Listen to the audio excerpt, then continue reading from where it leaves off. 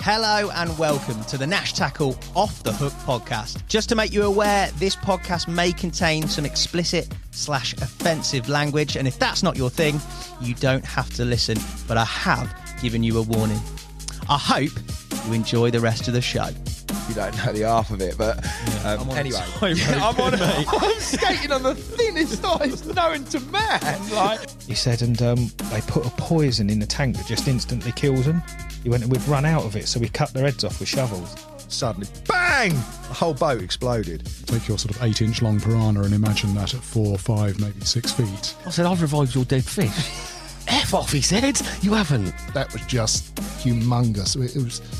I couldn't believe what I was looking at. I'm just battling this fish out in the pond. I know it's a black min. I'm saying I'll never be a naughty boy again.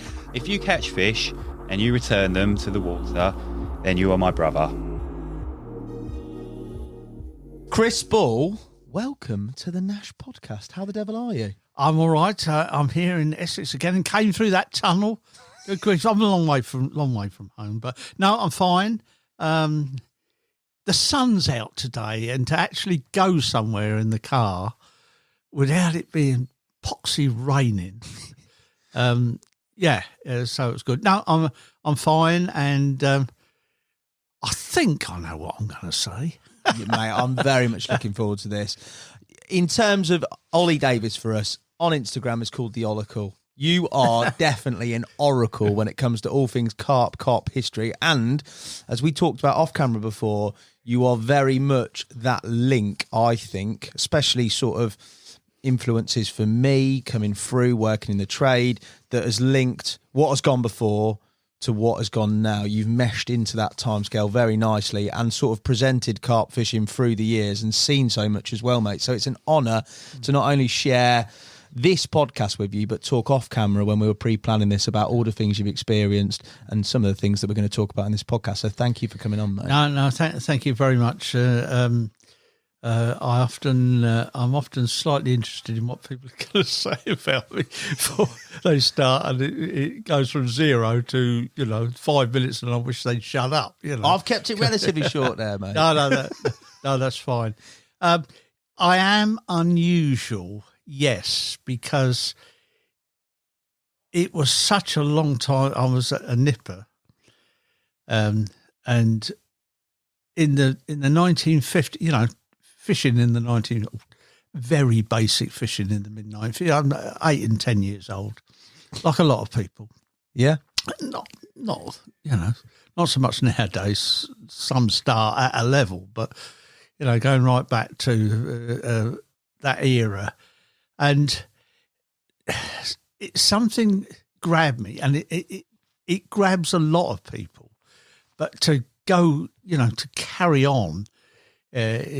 Life gets in the way, and things change. But to fish at this little 3 or 4 acre pond just over the back of 200 or 300 yards away from the back fence before houses were built, it was an open common where I lived in Guildford, and there was this pond, Britain's Pond, still there today, still a carp fishery, and blimey. It was the most basic of tackle, and there was quite a load of us kids all together, all went to the same school and stuff like that. And, catching, strangely there, they had a colony of gudgeon in still water, which was quite unusual then. Well, I thought anyway. And roach and rudd, and the real prize was occasionally a Crucian carp. Oh, yeah. Yeah, a beautiful Crucian carp. And then there were those things that when we were, thinking about going home for tea or see something on the telly at 8 o'clock, would rise up just as the mist is falling, crash back. Or you go in, you get up early and going down to the spot, and suddenly the water's, there's been... when they move under the water, you get that swell. Mm. God, gee. Carp. Now, when I say, people have asked me this, I've never caught one. none of us ever caught it. I can't even remember any of us hooking one, like looting and get busted. Yeah. Or they just seemed totally, and they were huge, compared to, gudgeon that size, that Carushan of maybe, I don't know, best part of a pound, anything that's 3, 4, 5 pound and bigger, appears to be a monster fish. And it was only in 1959 in the school holidays, I was 13 years old, that suddenly men appeared from London. I found out later there was 3 of them. And I saw a carp they were there on a weekend, and I saw it, the first carp I ever saw on the bank, 3 or 4 pound. I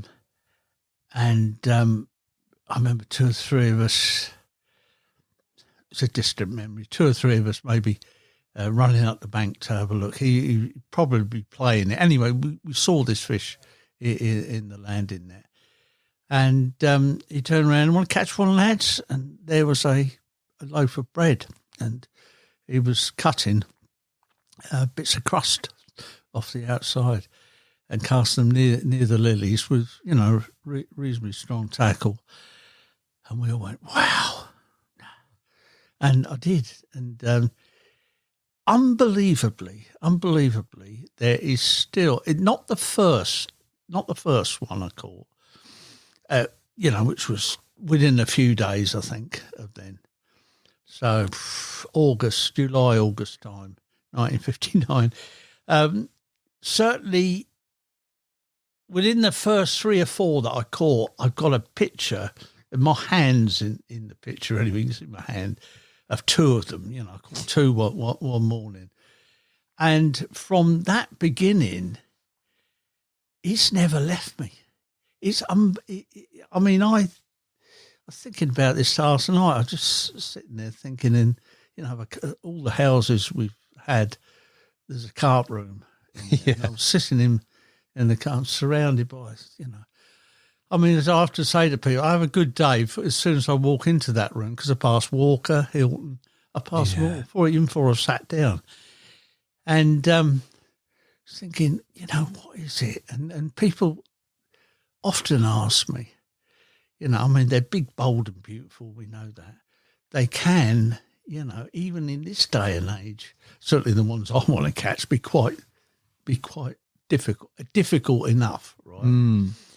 But it's just that aura. I still get it now. I haven't, I think the last decent one I caught was right at the end of October last year. It rolls in the net and you get everything, you gather the net up and you put it out down on the hook and mat. And it's that moment, isn't it, when you manually part the net, and they're just a wonderful creature, a wonderful looking creature. And you think, and as I mentioned off camera beforehand, it's 8 decades I've been catching these fish, and I've become, as techniques and baits and everything evolve, I've become sort of more proficient the whole time. But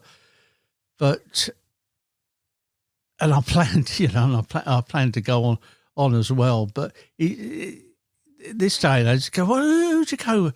Well, I don't really go with many people now. I see people there, but the days of sort of going with pals are sort of some way off, because another thing is I've never been a sit behind rods only person. Yeah, definitely. One rod. I've done a lot of that. I've done a lot of float fishing in the edge for carp, including big ones. In 1999, I achieved something I thought I'd never do. That was a 30 on a centre pin. Nice. Yeah, right under the. Where was that, Chris? That was from.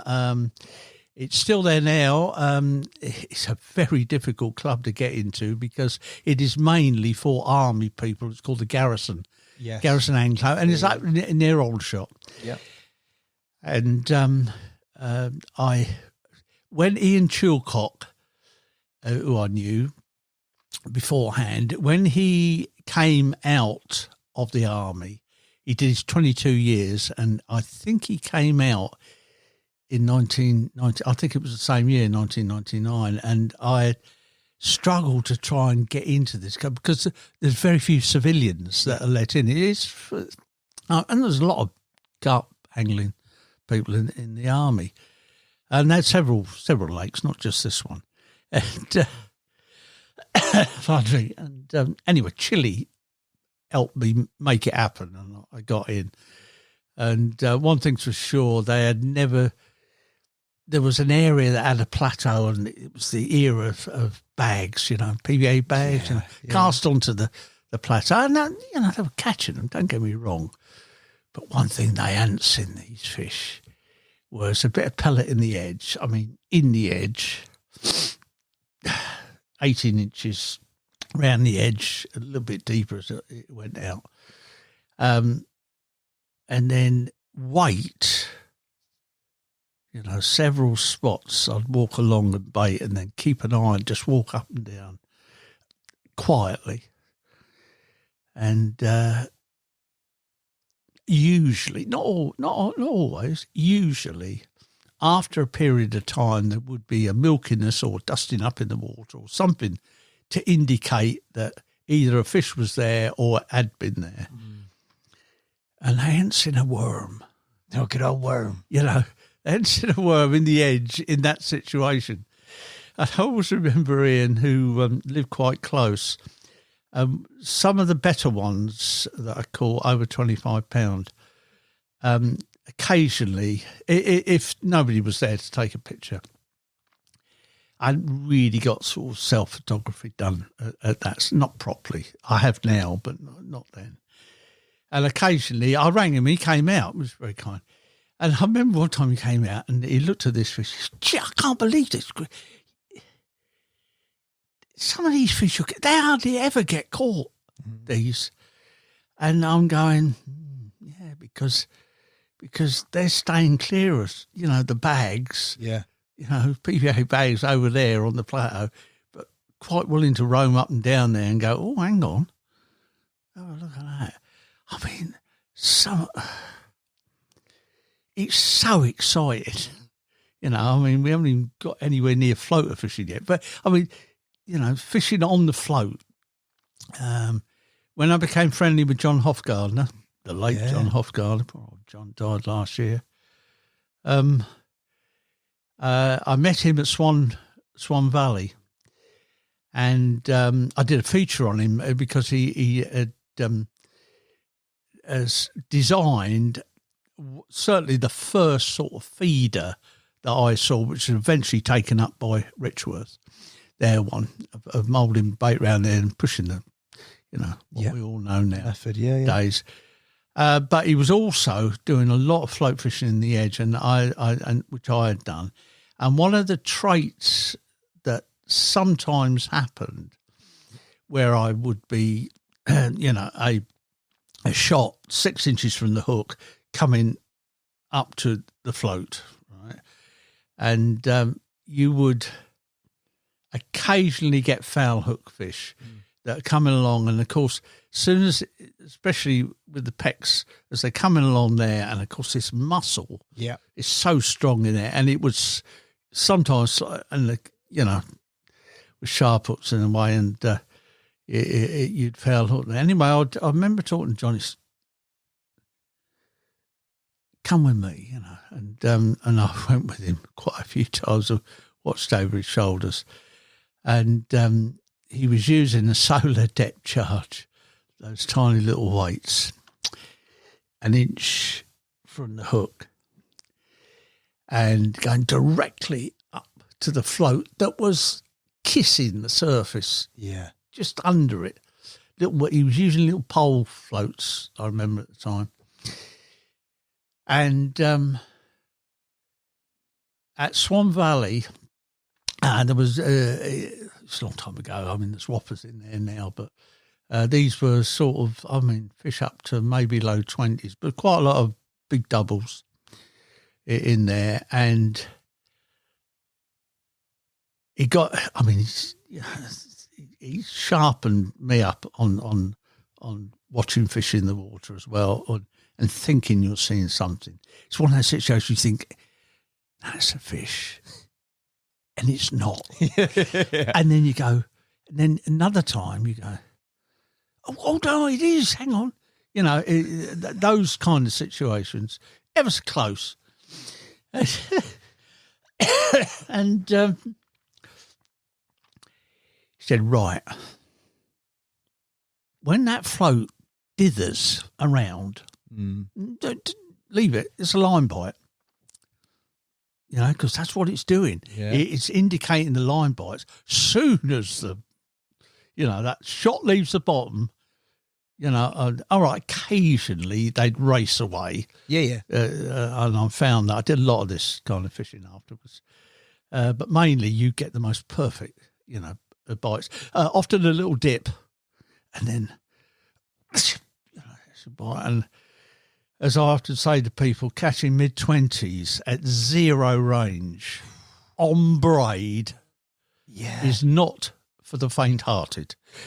And it's many on centre pin as well, many battles like that. But John was absolutely right. It did largely alleviate foul-up fish using the lip method. It's funny you should mention John as well and that story, because where I first saw you was total fishing. Matt Hayes. Yep. You were floater fishing.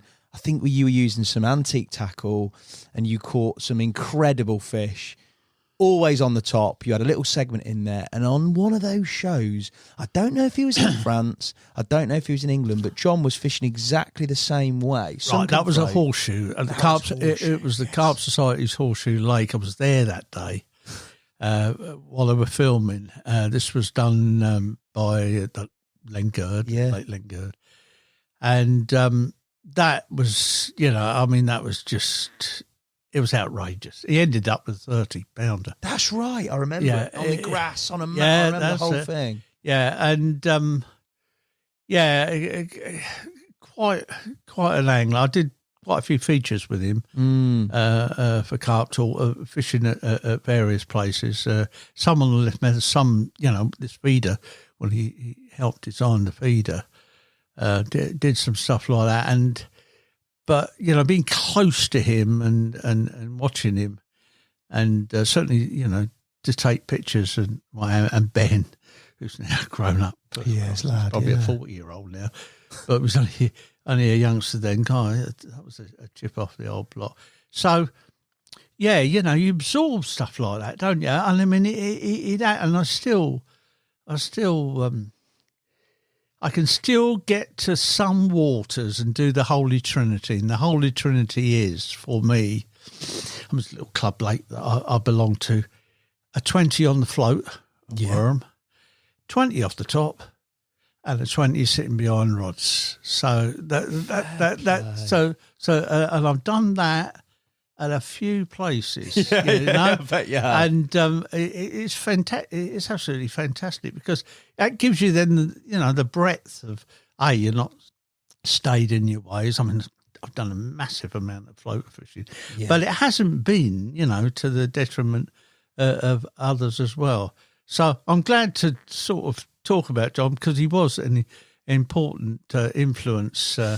There's been so many in your time as well, like with regards to what you've done. But I think the one thing that struck me, and we said before that we'd spoke off camera, he came in, met Al, we've been round sort of the Nash site as it is, and you've witnessed it change to what it has become now. But the one thing that really bolts out, and I'm sure that those listeners and viewers that are listening, are the passion, the desire, the sort of that still sort of thirst, as you talked about with your first carp. Speaking to you, it's not seemed to have diminished in any form or way.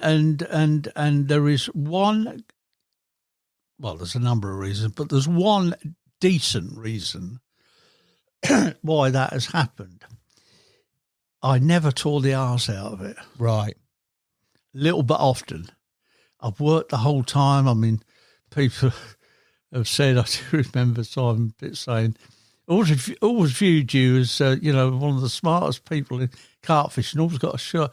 I've come from work, I'm going to work, yeah. I mean, mad situation like the Frensham days where I worked in London. When I was on the road selling, I worked in and around London. And I mean, I'd been up at 3:30 to get baits in the water, maybe 4:30 in the summer in first light. And then hanging on till maybe 8:30, washing and shaving in the car, my three-piece, pinstripe suit, waistcoat, everything, and then dashing up to London. And, I'd do that when we were really keen at Frensham. I did that maybe twice a week, and sometimes, I fished on the weekend, just absolutely worn out. How did people react to that you work with that were non-anglers? What do they think you were mental? Well, there wasn't though the company I worked for originally got taken over and then I never changed jobs. Yeah. The company's changed. I was never made redundant or anything. It just carried on through. I had 17 years on the road. Wow. And, of course, not so much in the company, but, of course, the customers. I mean, the world's full of carp anglers. Yeah, I mean, it's the same now. The window cleaner's a carp angler.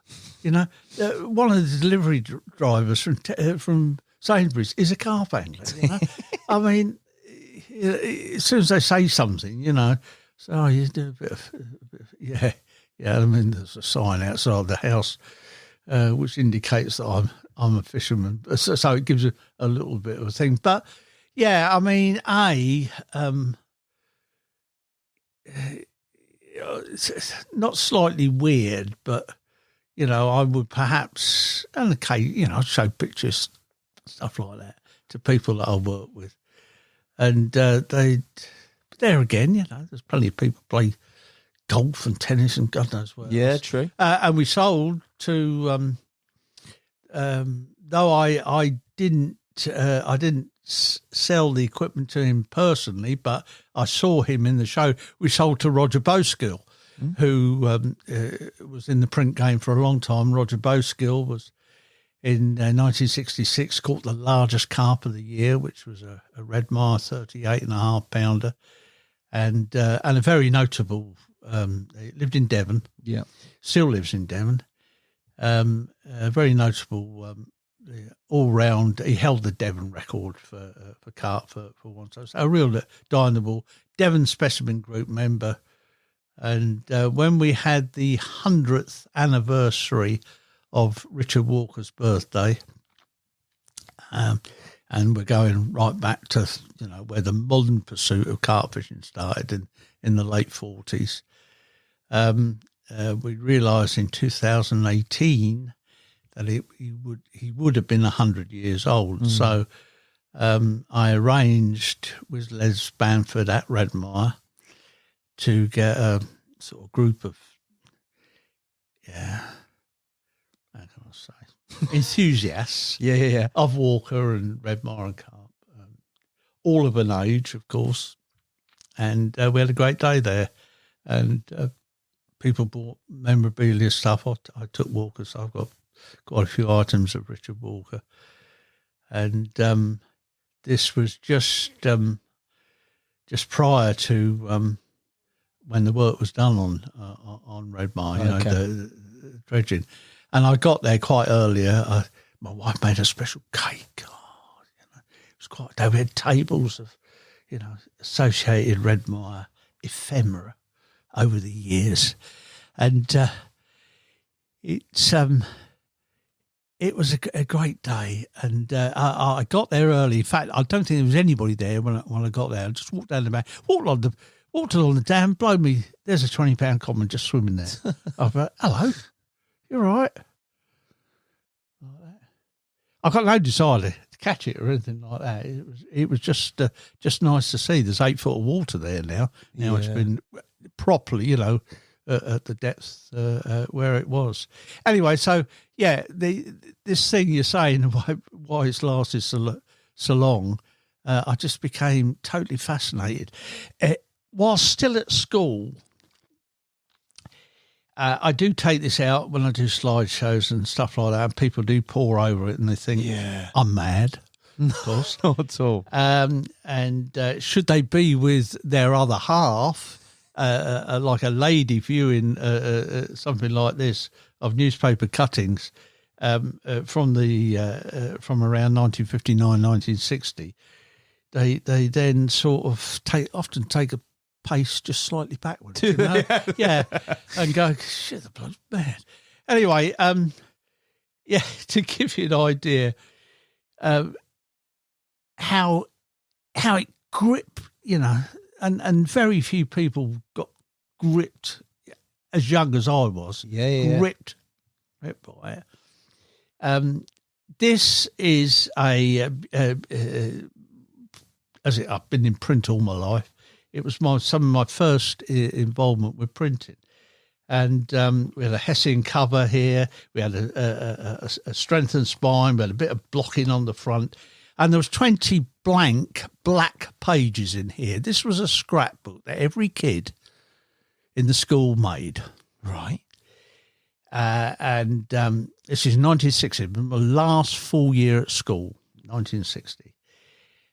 Now, every kid in that school had in there football players, steam engines, racing cars.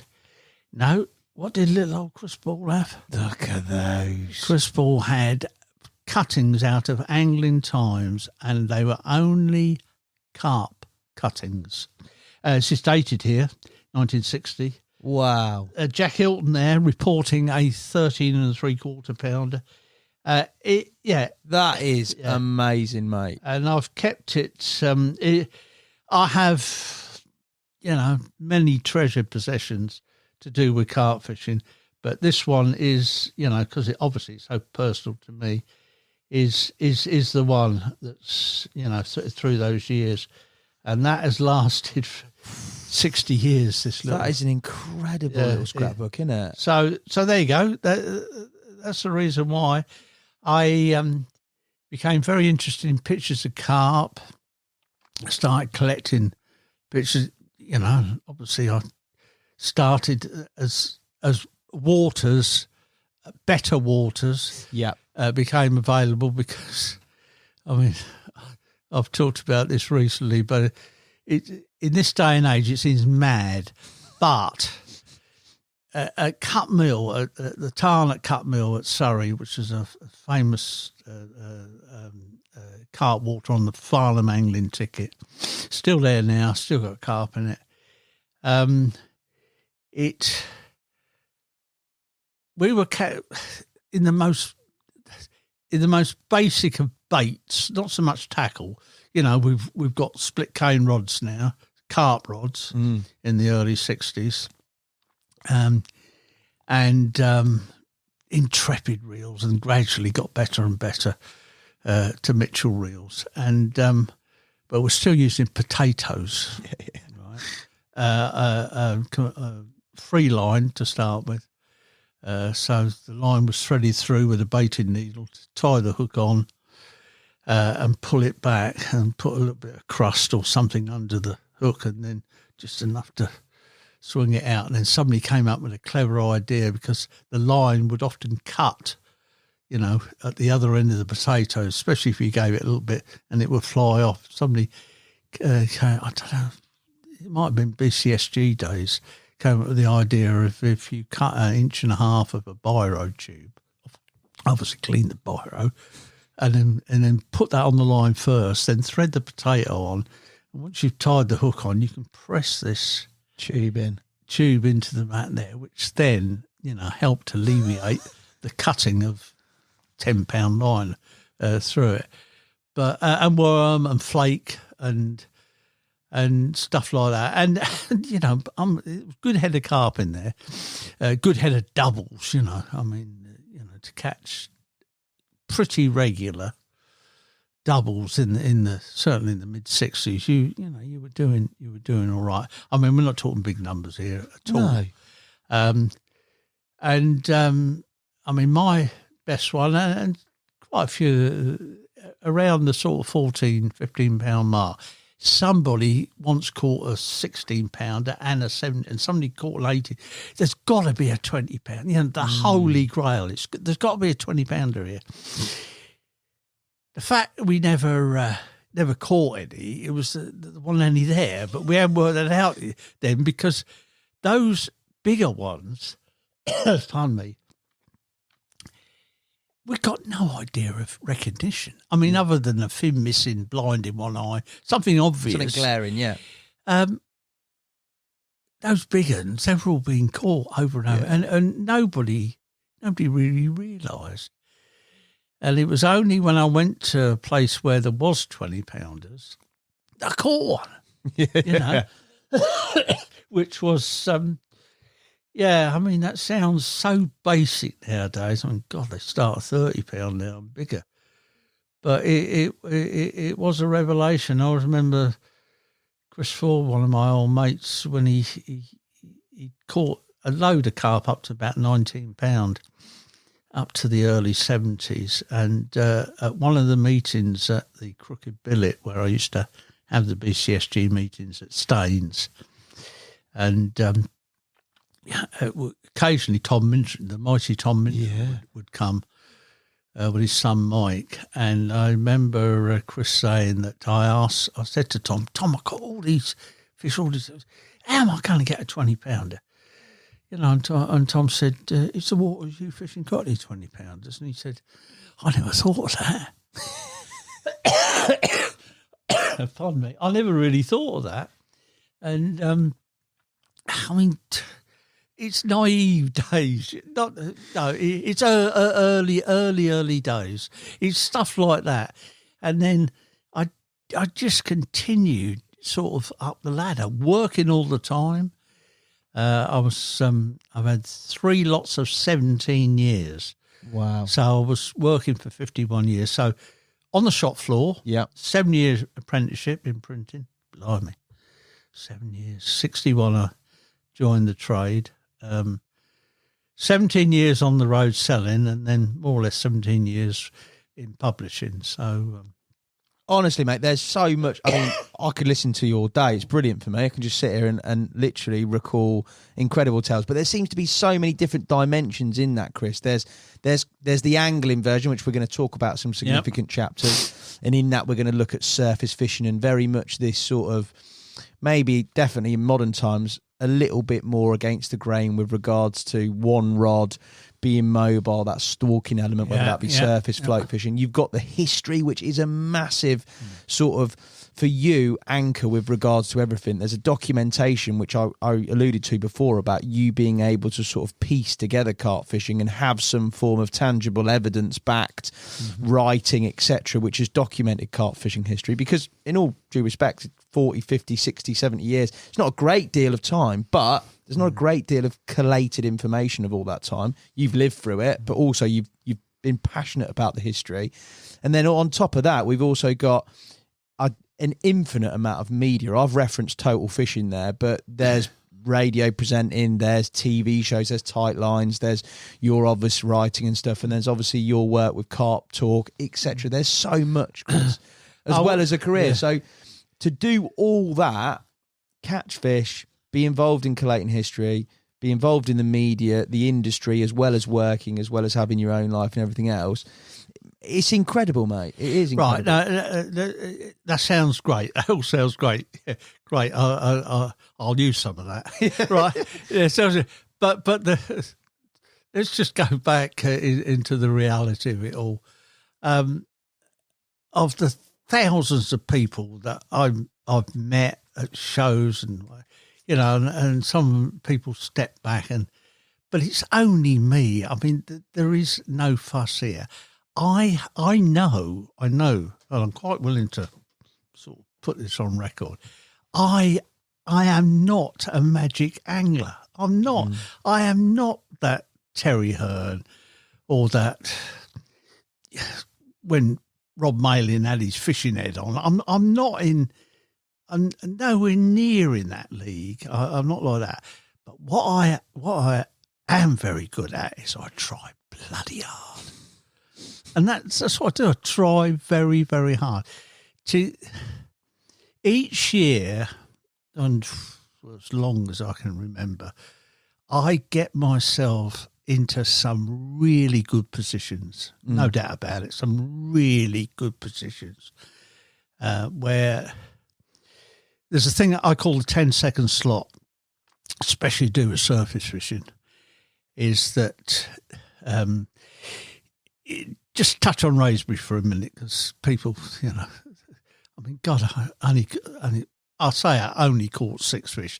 I caught one of them was twice, so 5 fish. But at the time, there was maybe 25 fish in 100 odd acres. So, I suppose it wasn't too bad. But to the dozens and dozens of hours spent either walking, looking, observing, with a rod in my hand, came down in 3 or 4 instances to that, that moment where I found them. I either waited in ambush. I caught one on the bottom. The other 4 were caught off the top. But once, and I mean, it's happened last year as well, at lake I'm fishing, it comes down, it narrows down. You get yourself in such a good position, either baiting wise, either observation wise, that you come down to the 10-second slot. And that 10-second slot is the one where you do not balls up one thing. You don't get a tangle.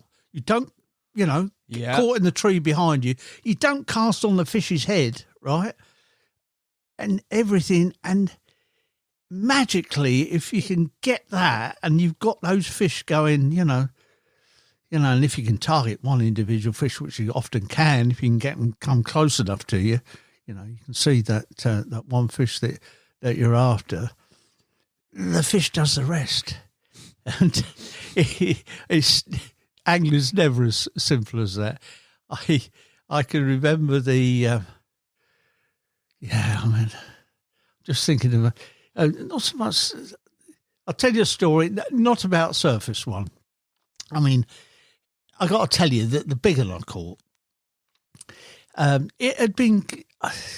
People always sort of identify with that, and I think I know the reason why. But it had been caught by Pete Springate and Ken Hodder previously off the top. Is this Olive you're talking about? This is Olive. Yeah, from Wraysbury. Yeah, I mean, the only thing that he gained a little sort of fable around it was the fact it was, 8-foot fiberglass rod, 6-pound hook links, and Mitchell reels that were, 30 years old. I mean, the reason I'll maybe touch on that later on, but let me tell you about the one on the bottom.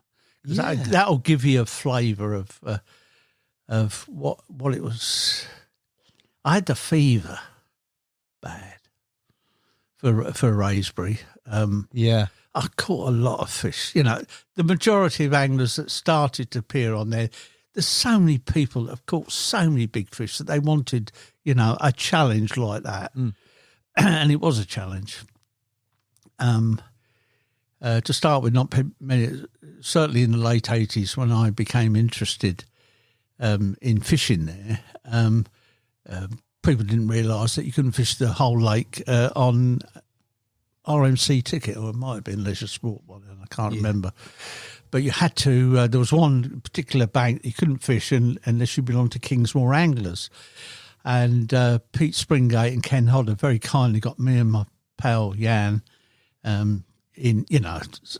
seconded and all that stuff. And so which then gave access to the complete perimeter of the lake.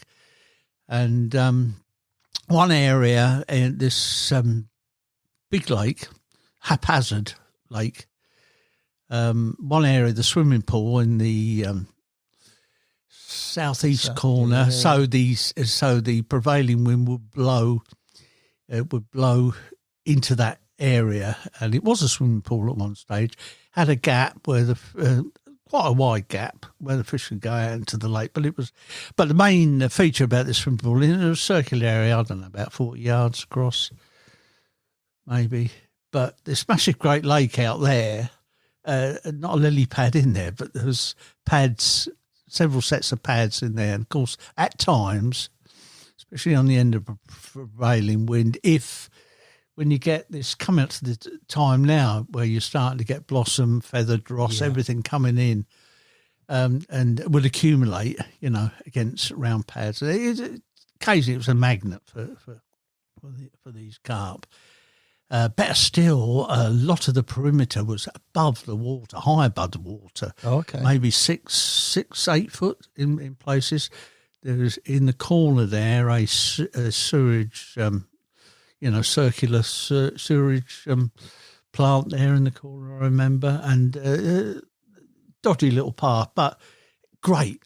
What I'm saying, didn't have to get up any trees. Right, great, yeah. Right, and the pads were all there. And especially in the close season, because obviously I was fishing there when we had a close season, and other odd people were looking as well. You look around, occasionally they would be there. And sometimes the numbers over perhaps, 7 or 8 days would grow. The numbers would grow, maybe 3 or 4 fish to maybe, 10, 11 fish. So literally half the stock. Yeah, something like that. Would be around, and in '86 I got a video camera, and up until then, in fact, people can go home and have a look on YouTube, but I bought, it cost £1,000. I remember that. A lot of money there. Yeah, a lot of, and how I got that money was to do with angling as well. Anyway, in Back to the Future 1, Michael J. Fox films the professor getting shot in the car park. He films it on a JVC. Now, before the cameras on your shoulders were that big, this JVC, a little red one, I think I remember was that size. Yeah. Anyway, it's that one. I bought that, and one of the first things I went out and filming carp in the close is taking mixer. Yeah, I'm about to do that. That's a bit of you. Yeah, of course. And of course, took it to Wraysbury, took it to the swimming pool, and throwing out handfuls of mixer. And I got some of these Wraysbury carp, including one. I mean, it's a great big wide thing. It wouldn't have been Mary. Mary wouldn't have been big enough then. Yeah. That was probably one of the. I don't know. I've still no idea which fish that was. I was seeing quite plainly, but there's other ones. Floating around 20-pounders taking mixers. So it was great to get that. Took it to Longfield. Got Jack taking mixer shoulders. Got them all up a tree. Filming that, and I made this little this is VHS video. Made this little tape, and gave it to a couple of friends, and then said, "Mate round." And I said, "You got make one for him," and I started on 1-to-1. I had 2 recorders, so put one in there. Right, it was about an hour long. This. There was other stuff on it. No commentary on it at all. Just me. Yeah. In the goose pool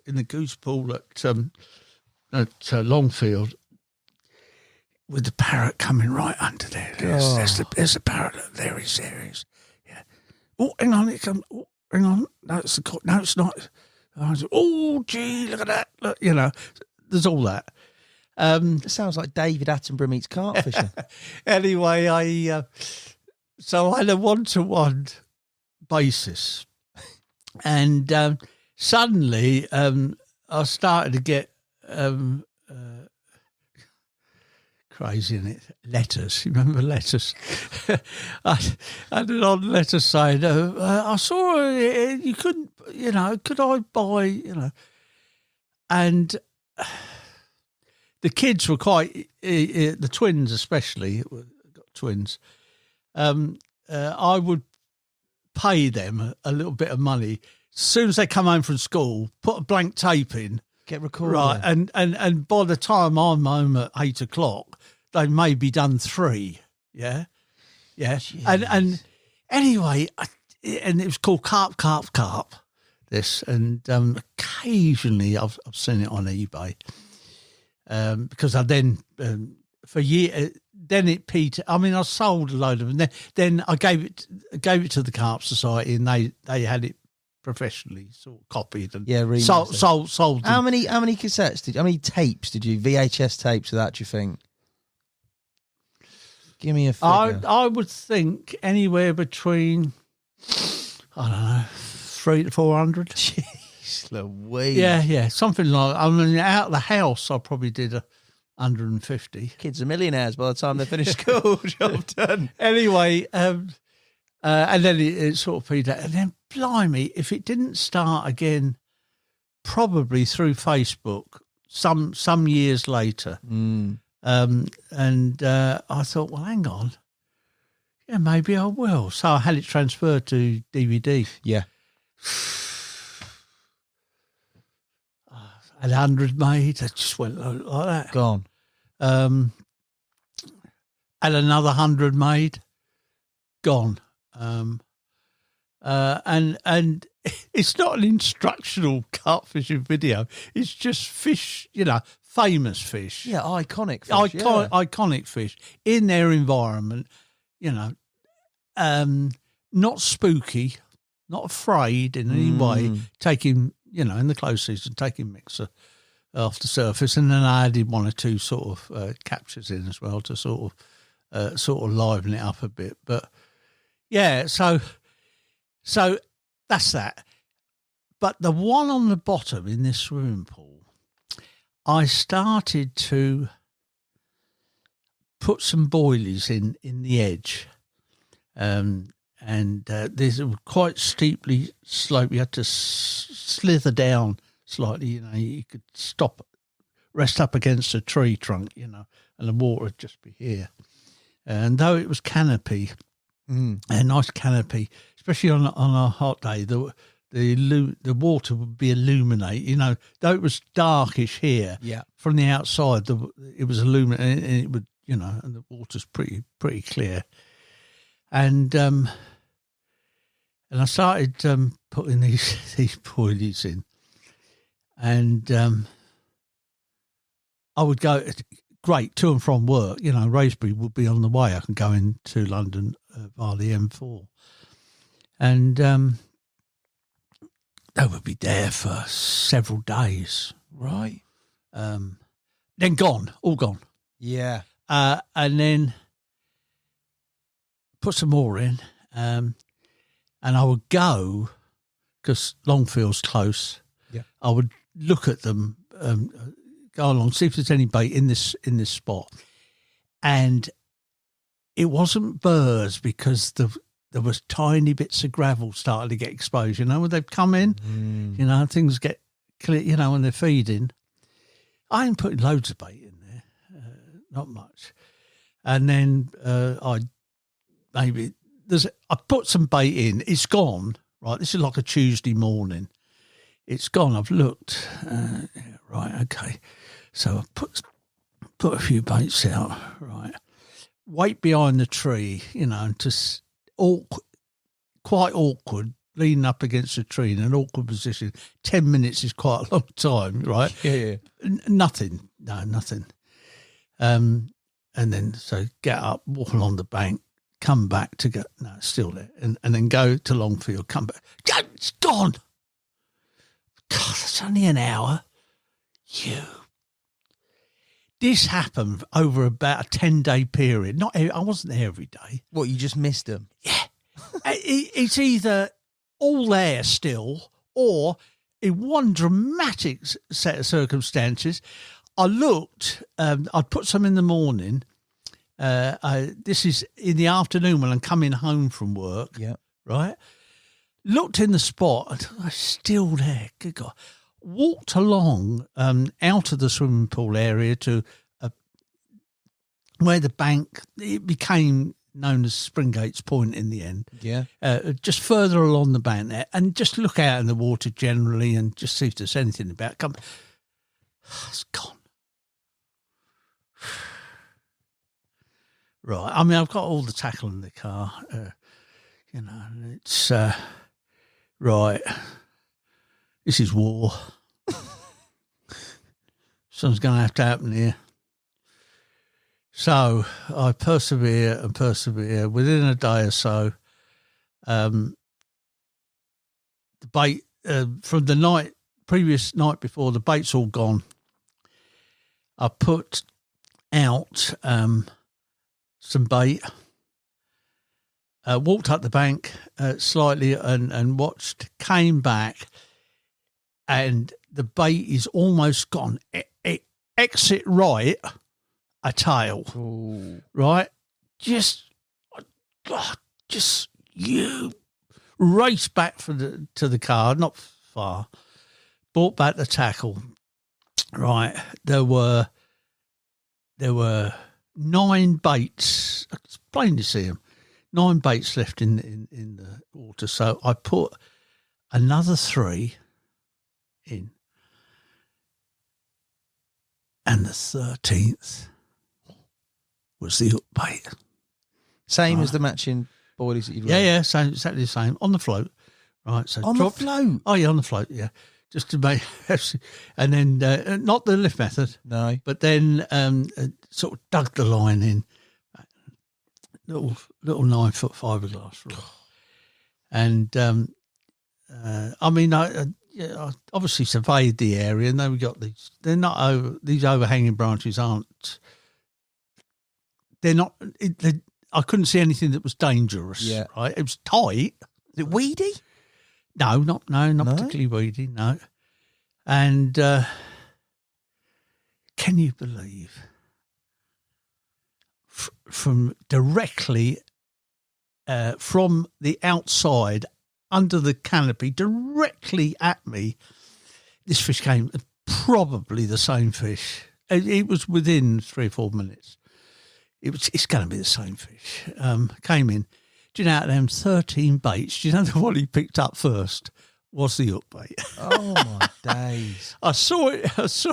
You know, well, if you don't know, if you watch carp closely in clear water, you know, it just disappears up the tube, right? And I saw the float just, you know, and on mono, on braid, and anyway, ran around. It got, you know, under the water, all the stuff that happens, but everything held. You're always worried about hook hold in situations like that. But that was fine. And was it on a hair, or did you side hook the boiler? No, side hook. That was my. Yeah. It was on a side hooked boilie, and I netted it. A long fish, quite a long fish. I'll have a job to get it up the bank, and then just round the corner from the swimming pool, you walk along a little bit of stretch of bank, and there's people's gardens come right close to the water's edge, and I did just call to a guy. It was a fella who was, I don't know, tending his vegetable patch or something like garden, that. yeah. He was in the garden, right? And I said, I've caught a really nice fish here, a carp. You couldn't possibly. Yeah, of course I can, mate. Yeah. Up those fence. God blimey, I haven't seen anything like it. Anyway. The most interesting thing, it was 26 pounds 4 ounces. The most interesting thing about this fish was that when the Wraysbury Chronicles book came out from Freebird, pardon me, Freebird Publishing, when it came out, this fish had never been caught before. It had never been caught. I mean, I didn't pinch it. But then I realised when I read it, there were several fish like that that appeared just once. And I often wonder if this fish in later years, good 10, 12 years later, I wonder if it was that one that Phil Thompson and Dave Lane's, this waddle, this because, became one of the myths. But, and it was just a one-off. And that is that 10-second slot business, the huge amount of, stuff done in the back room coming down to that one moment of that tail going out, right? And it within 3 or 4 minutes coming back in.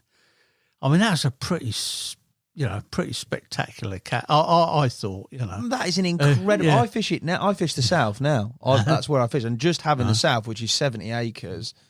And you gave me the chance, even with the stock that there is now, of going to catch one on a float. I would not fancy my chances, mate. No. So to do it back then, when it was the original lake with the original stock, that's incredible. Chris. Yeah, it was quite a moment, and that's coming back to that thing where I try really, really hard, keeping an eye on things like that. But I did get sort of very keen at Wraysbury.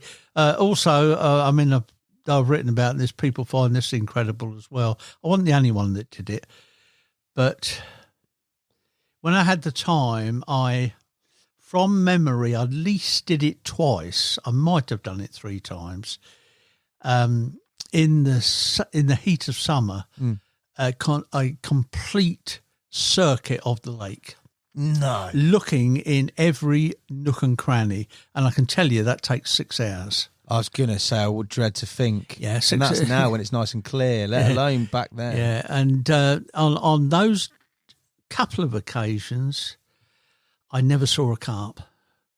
I saw the odd tench under the bushes. There's quite a few tench knocking about. But no, I never saw that.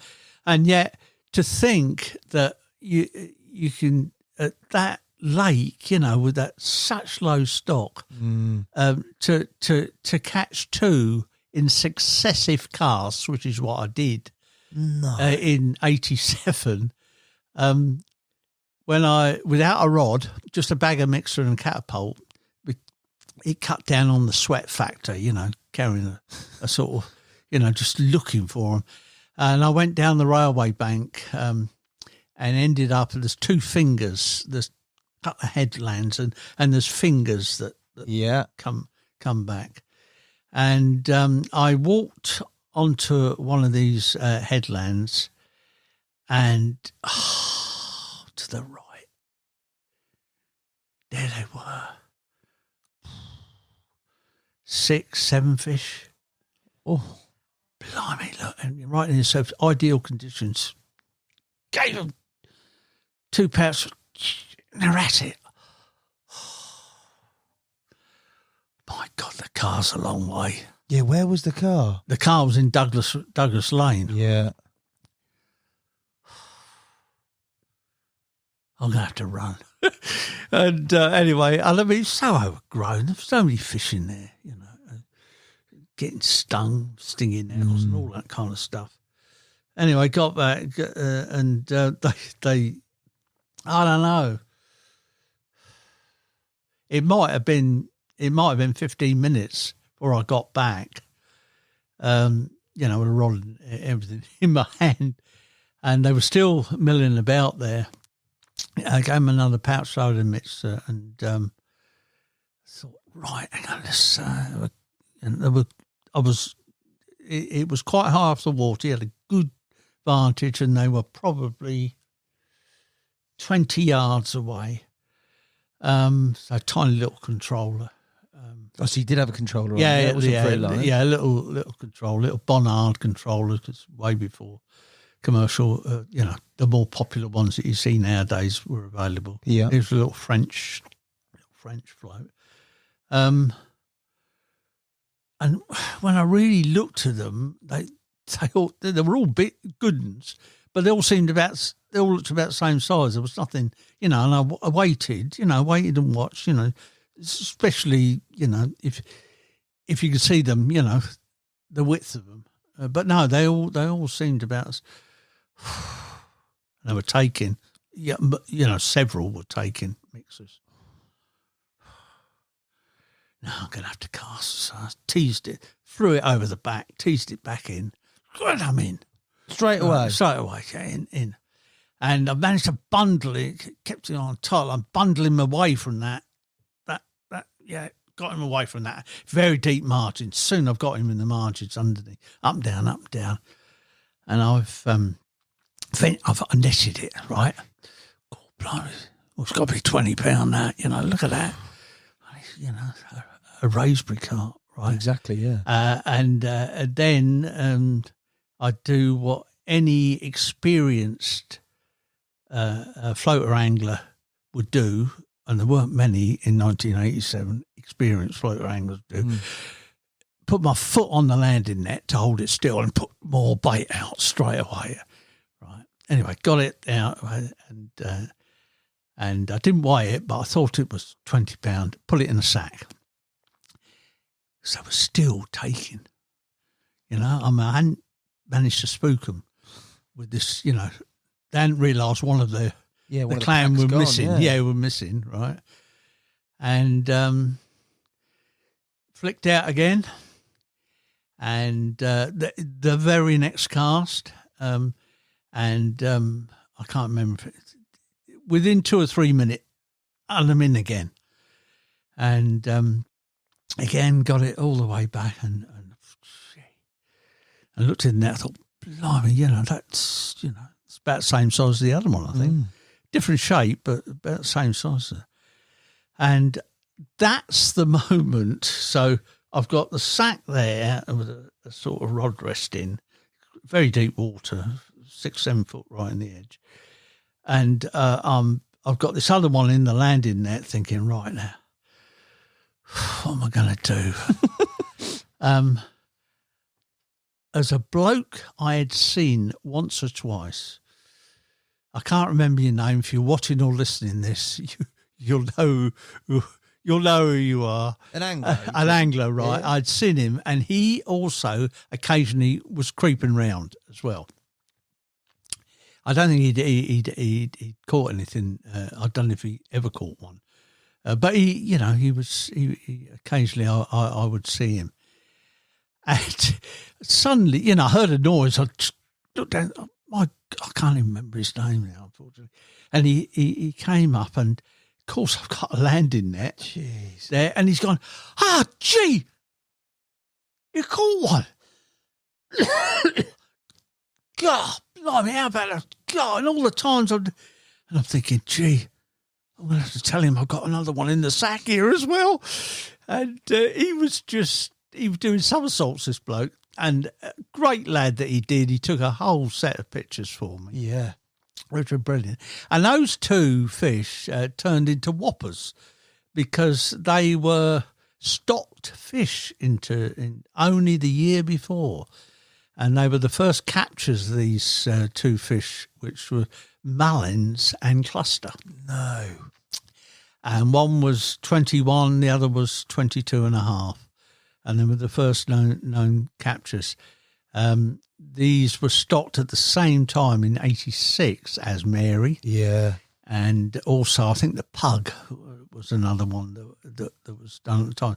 So, yeah, that was a bit unusual. Iconic, I got a great shot of the pair of them on the sort of deck together. But That's like hairs on the back of your neck stuff for me, mate. I was fortunate enough to fish on Dredger Point with Steve Briggs because I fished there now for some filming we did on a drop episode, and he was talking about his capture of Cluster, obviously later than you've had it there. Oh, yeah. And that brought me to the same sort of feeling, but this is even earlier than that. It's absolutely incredible. Yeah, 87 that was. So, yeah. I mean, on a floater fishing, scale of 1 to 10, it was 12. I mean, me sitting at home thinking about it, I'm thinking, blimey, but there again, we're talking about these dozens and dozens of hours of looking to get into that spot, to even find them, and then if they're going to feed,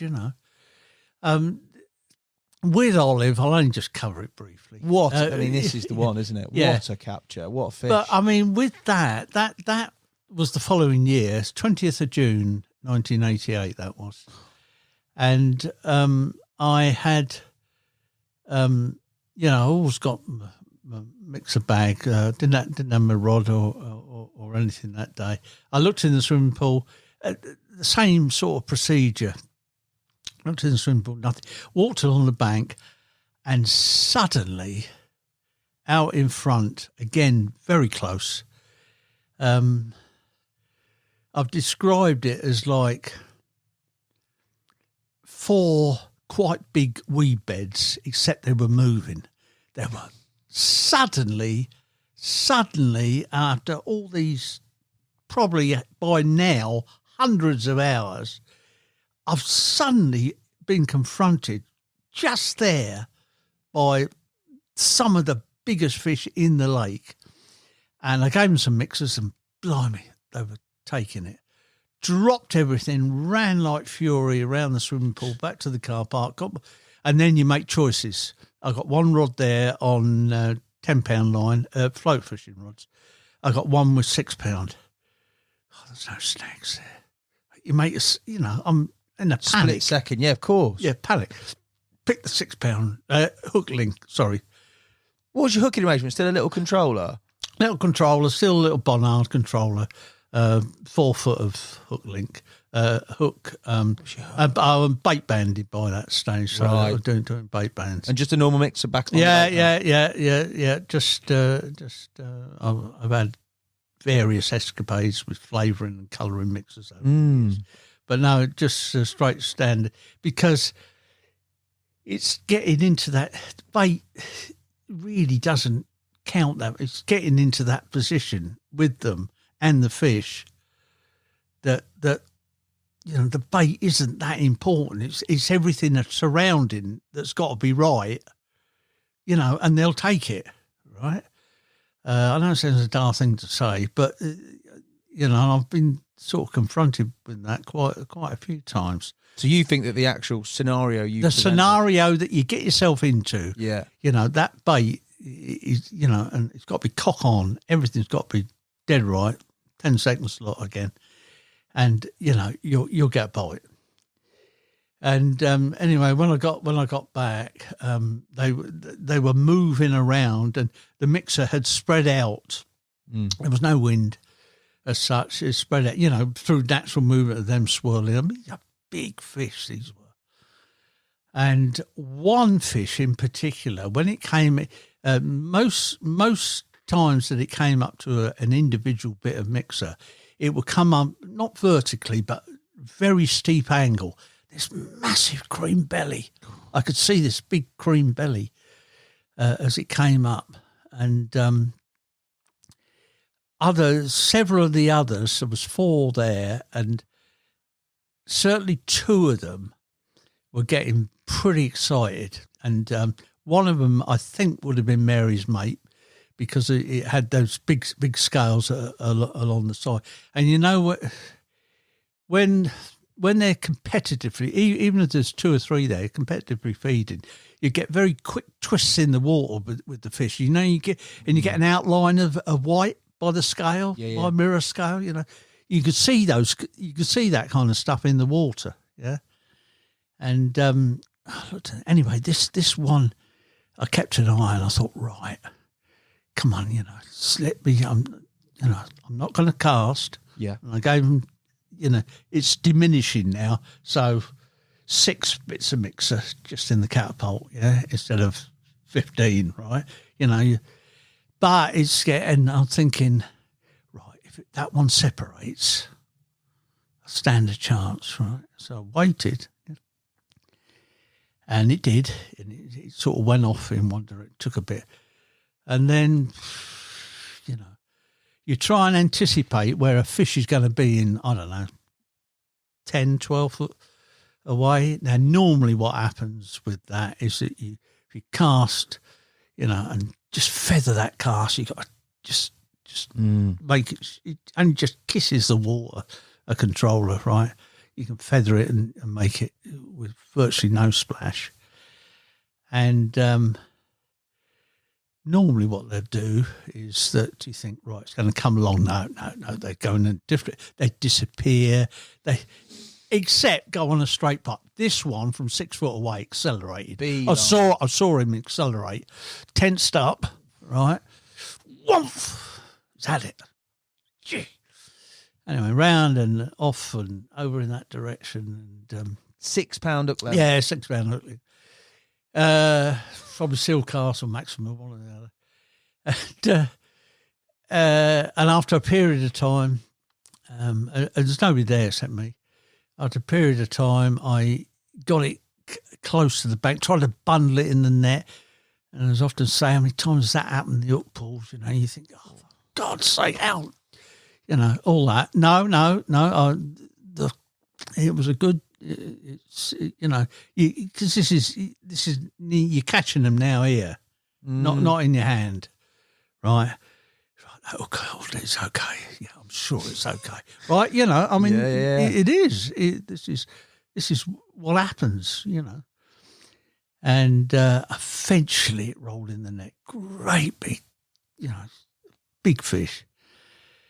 And got it on the bank. I couldn't hold the scales steady enough. I mean, it was certainly over 35 pounds. And so by far your biggest carp at this point, yeah? Yes, yeah. I'd caught 30-pounders. Right, so you'd had a 30 already. Yeah. But it was going to be a PB. Right? Yeah. And so I sacked it, made sure it was safe. And I think, all right, I mean, it's a long time ago, but I just left all the tackle on the bank and ran because I knew that in Douglas Lane, the Rotherham boys, Richard Skidmore and people like that, were down for the week. And Dave Moore, he was there. And he tackles arrived. You didn't get stolen because it was notorious for like. I know. I just left everything on the thing. and anyway, I got in the car, dashed around, and 4 of them came back. And the amusing thing about it, as we got close to the spot, there's a bit of sort of scrub. It was sort of not reeds, but sort of longish grass, maybe about 8 inches high. And indicatively, they were behind me. Indicatively, as I got close to the spot, I sort of ducked down a little bit and noticed out of the corner of my eye, everybody ducked down behind me, which was quite amusing. And anyway, I said they were so we got in this spot. I said that I was just going to say they're just out there. They were still there. The other 3 were still there. So I bought my video camera. I gave Richard Skidmore a quick minute tuition tutorial. Yeah. Get it on your shoulder, press that button, and I remember who was the other guy there? Because I remember it under his breath. I remember hearing him saying, "I don't believe this." Yeah. A cast, right? This could have been a brace of 30s, right? A cast, and drew it back in, and they were taking, and a great big black shape, reared up under the mixer, and just that long, that 2-second break, looking at it, they never take it. Yeah. When you get them, virtually never does that happen. They come up. And with that, I collapsed. The tension was too much then. And anyway, and they very kindly helped me weigh. It was 36 pounds 4 ounces.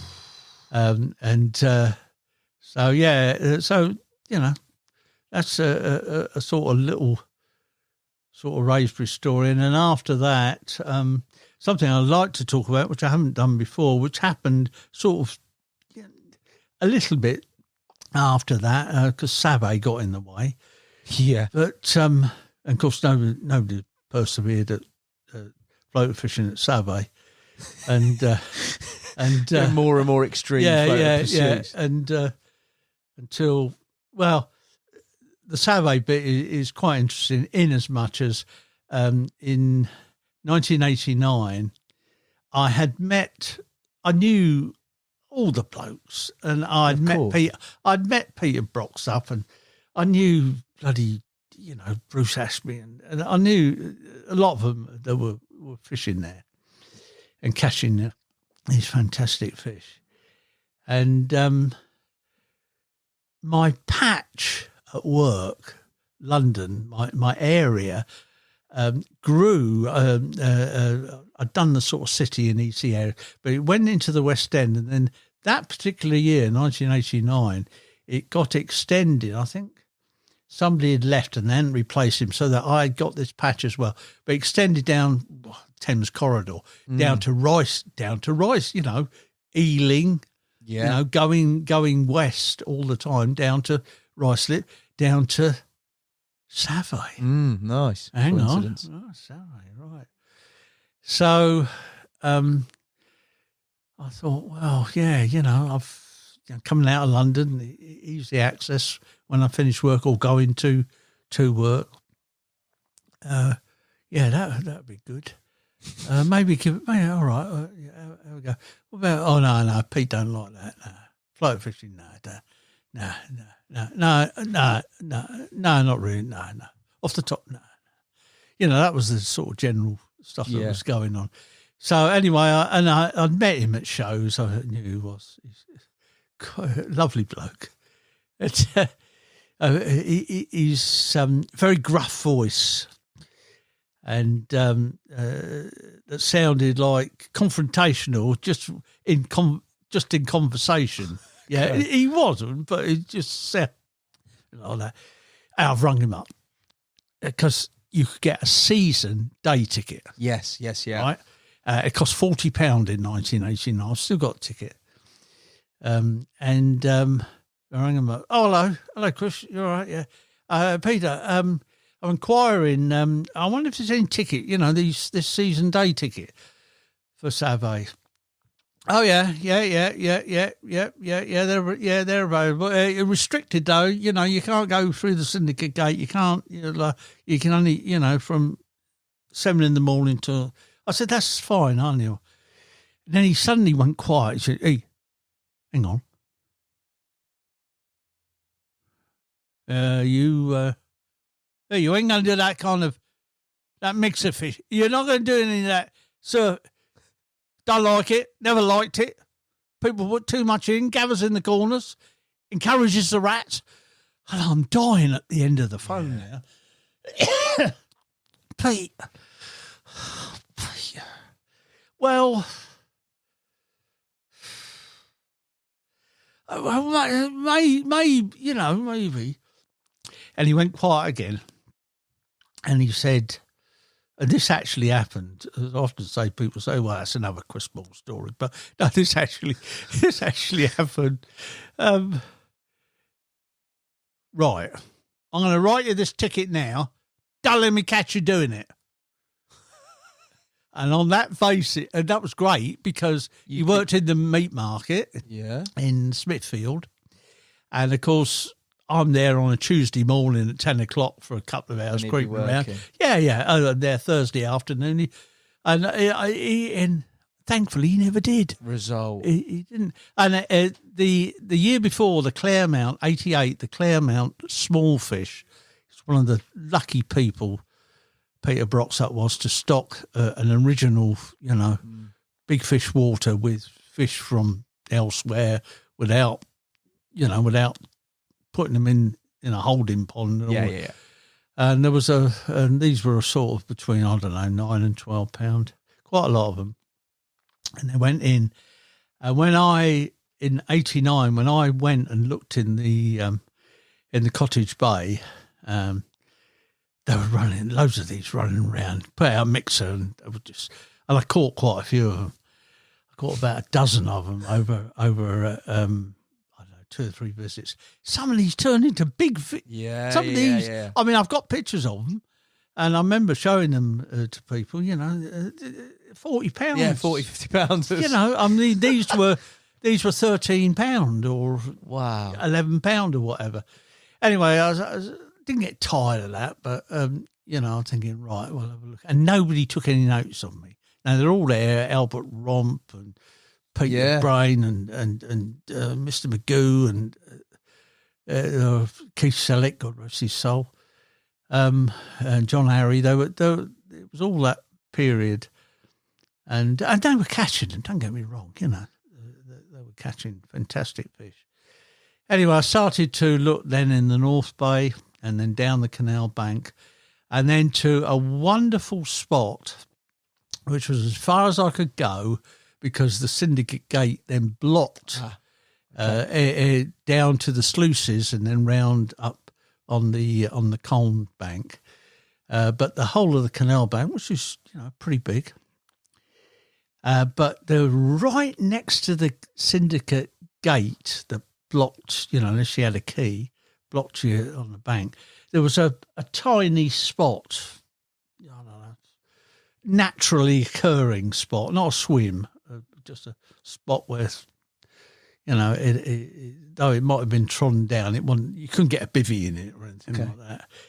And I stopped to look in this. And it was a marvellous spot because the Ruislip Island came in at an angle and it funneled the fish. So the bank's there and the Ruislip Island's coming in like that down to the sluices, and it sort of squeezed them a bit.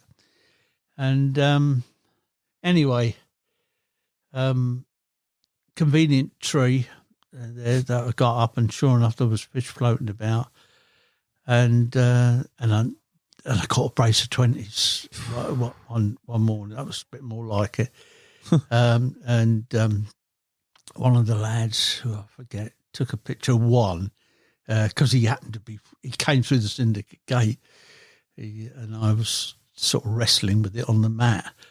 He took a picture of that. Anyway, and then, you know, sort of, there was an odd little bit of people saying,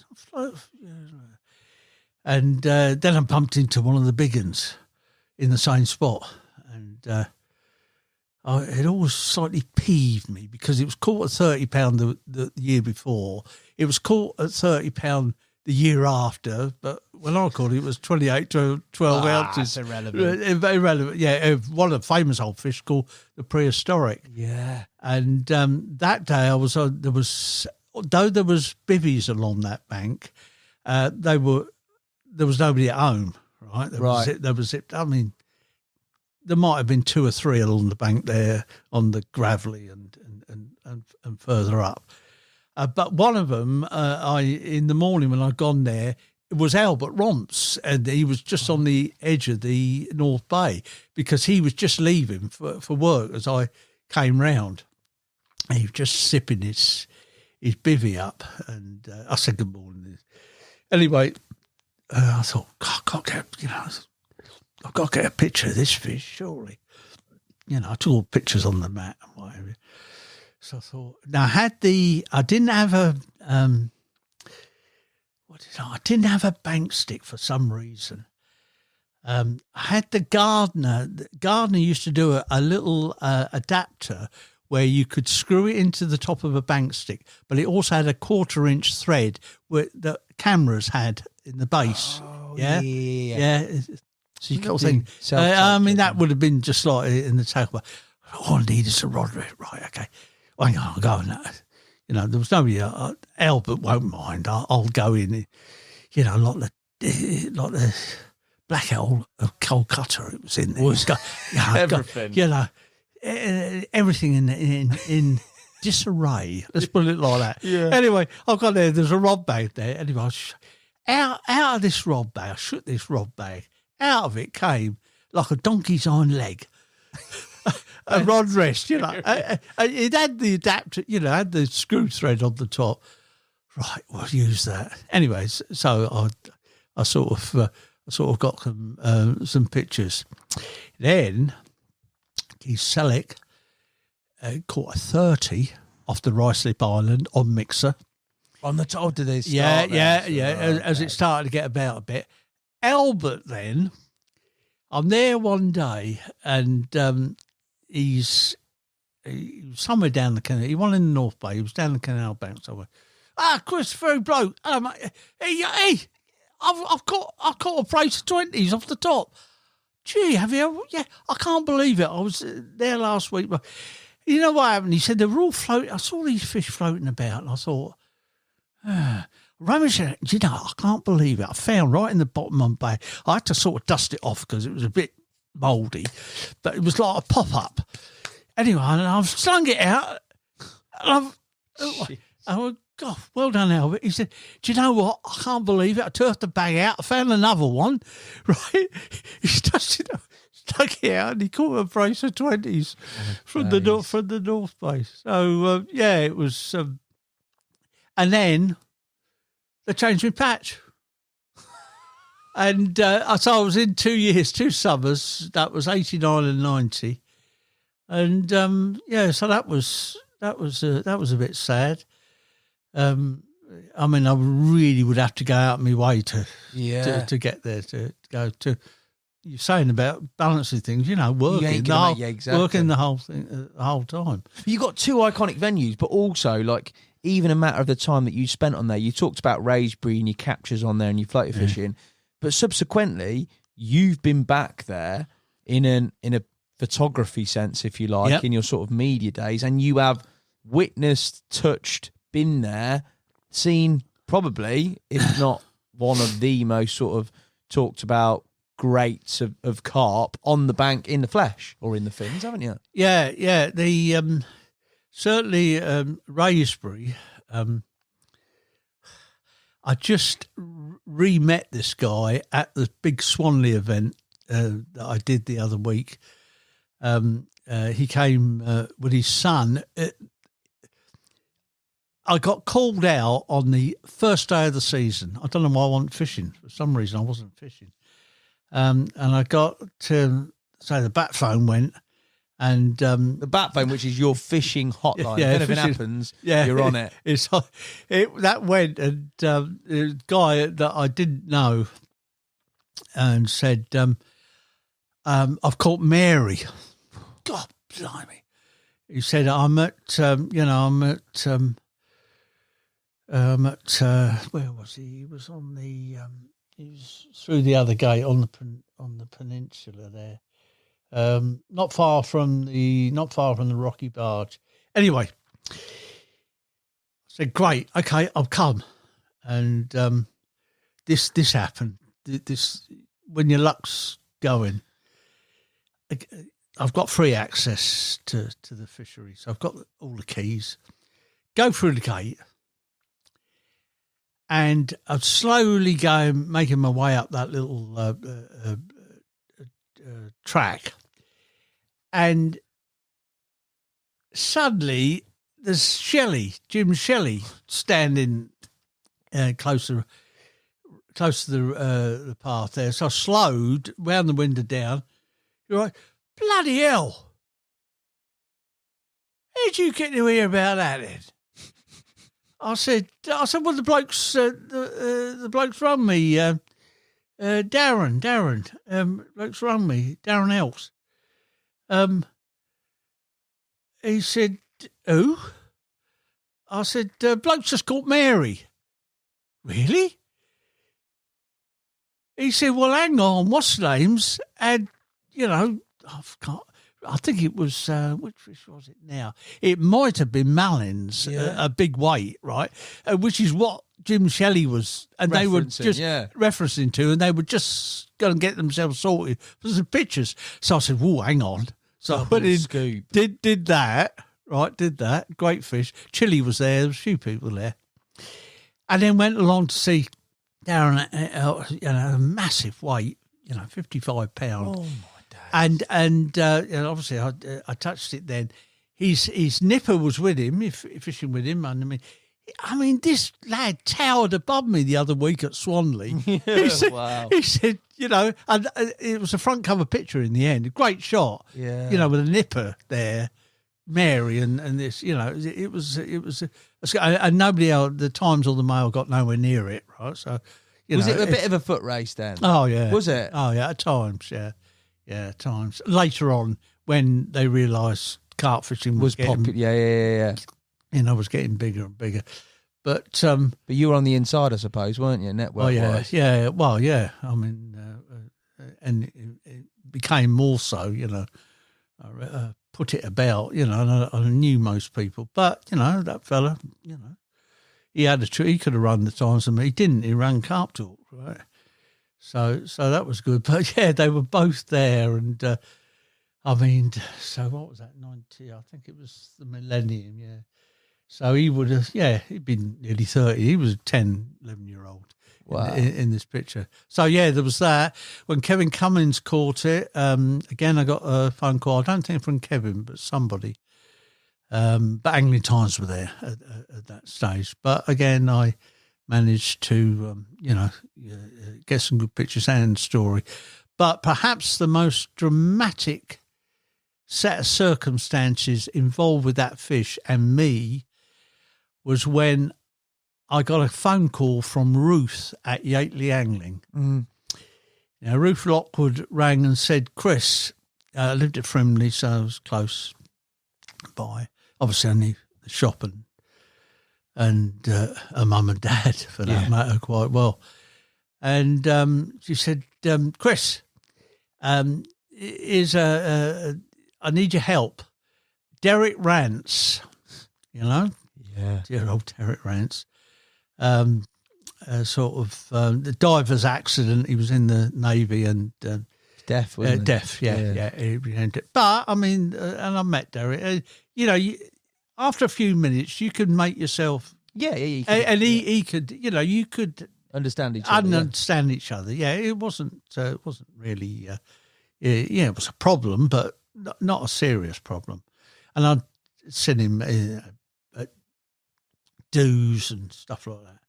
So I knew him, and she said, Derek's rang. He's caught Mary. Can you go and take take some pictures for him?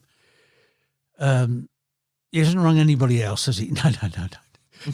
Well, no, this is what, because they started to get a bit of a nuisance at one stage, particularly the Mail. Anyway, so I've hightailed up there.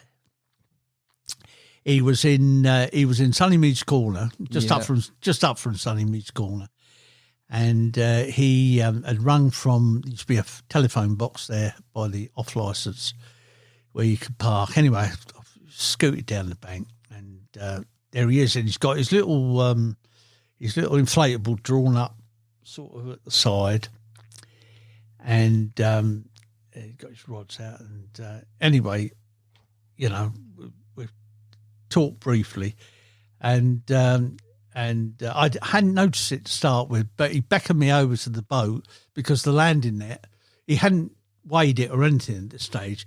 He'd unhooked it in the net, but the landing net was over the back of the boat, and he beckoned me into this little boat, and I remember just sort of, just stop, and then,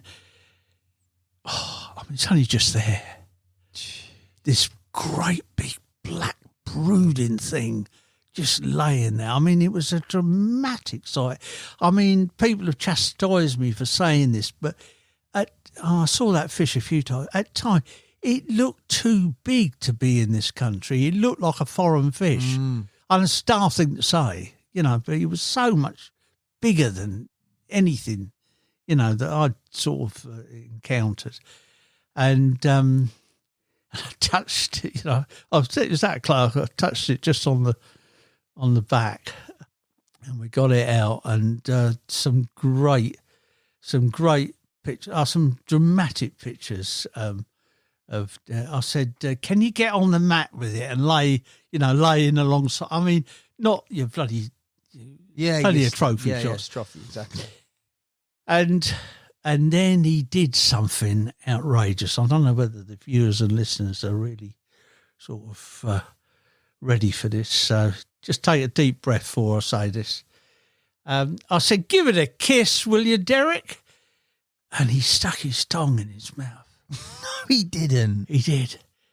Yeah, he lay, because he was on its side. He laid down. I took a picture. And he laid down. And I said, Derek, please. You know. Wow. I know we were laughing. All French kiss. Yeah. we were laughing, but I mean, yeah, that did happen. So, yeah. good old Derek Rose. A capture of, outrageous big fish wherever he went.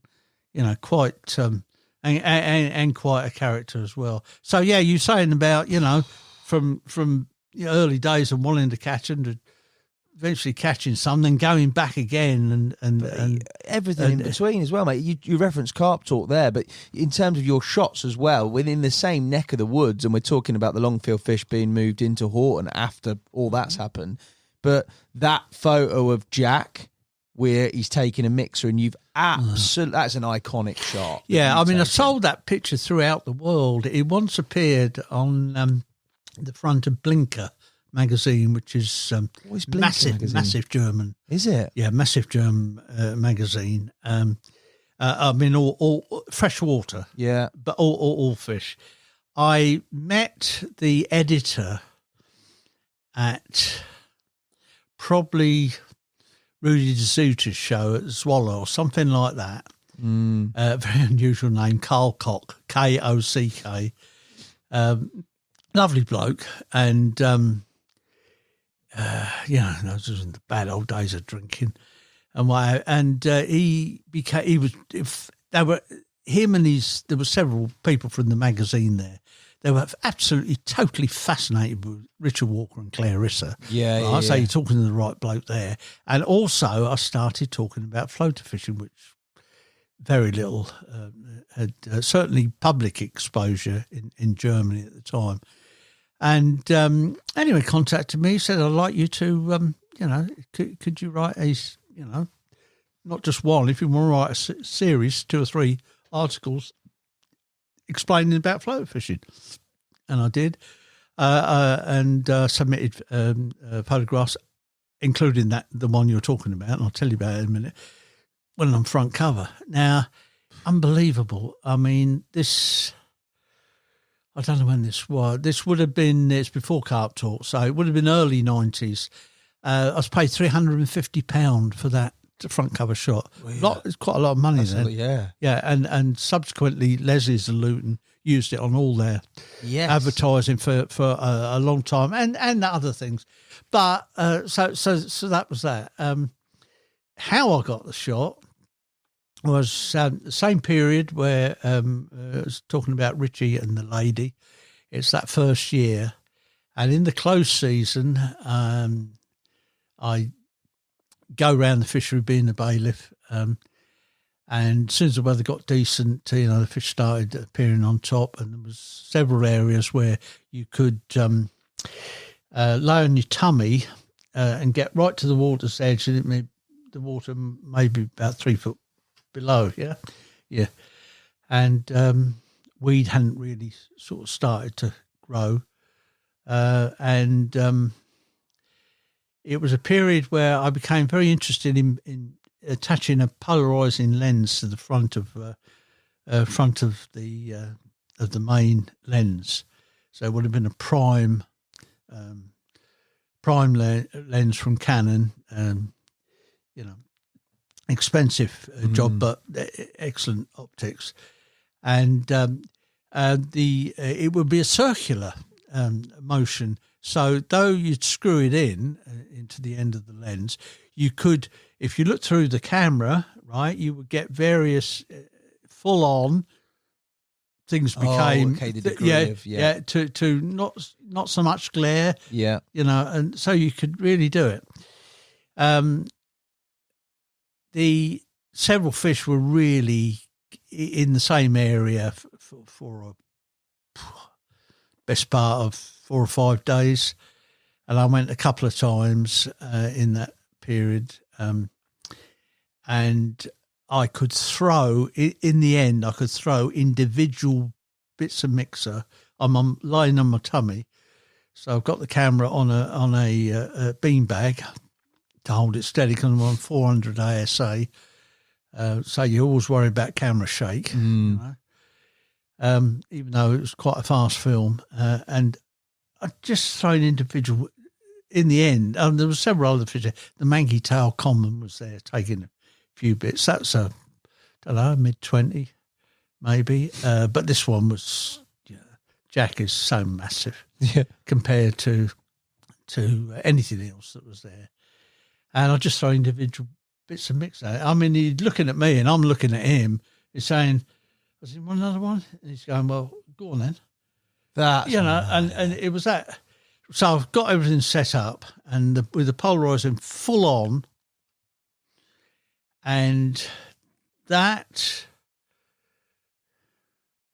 was the best of 144 shots. Is that what you took? I took 4 rolls of 36 exposures. Right, just thinking now, it was.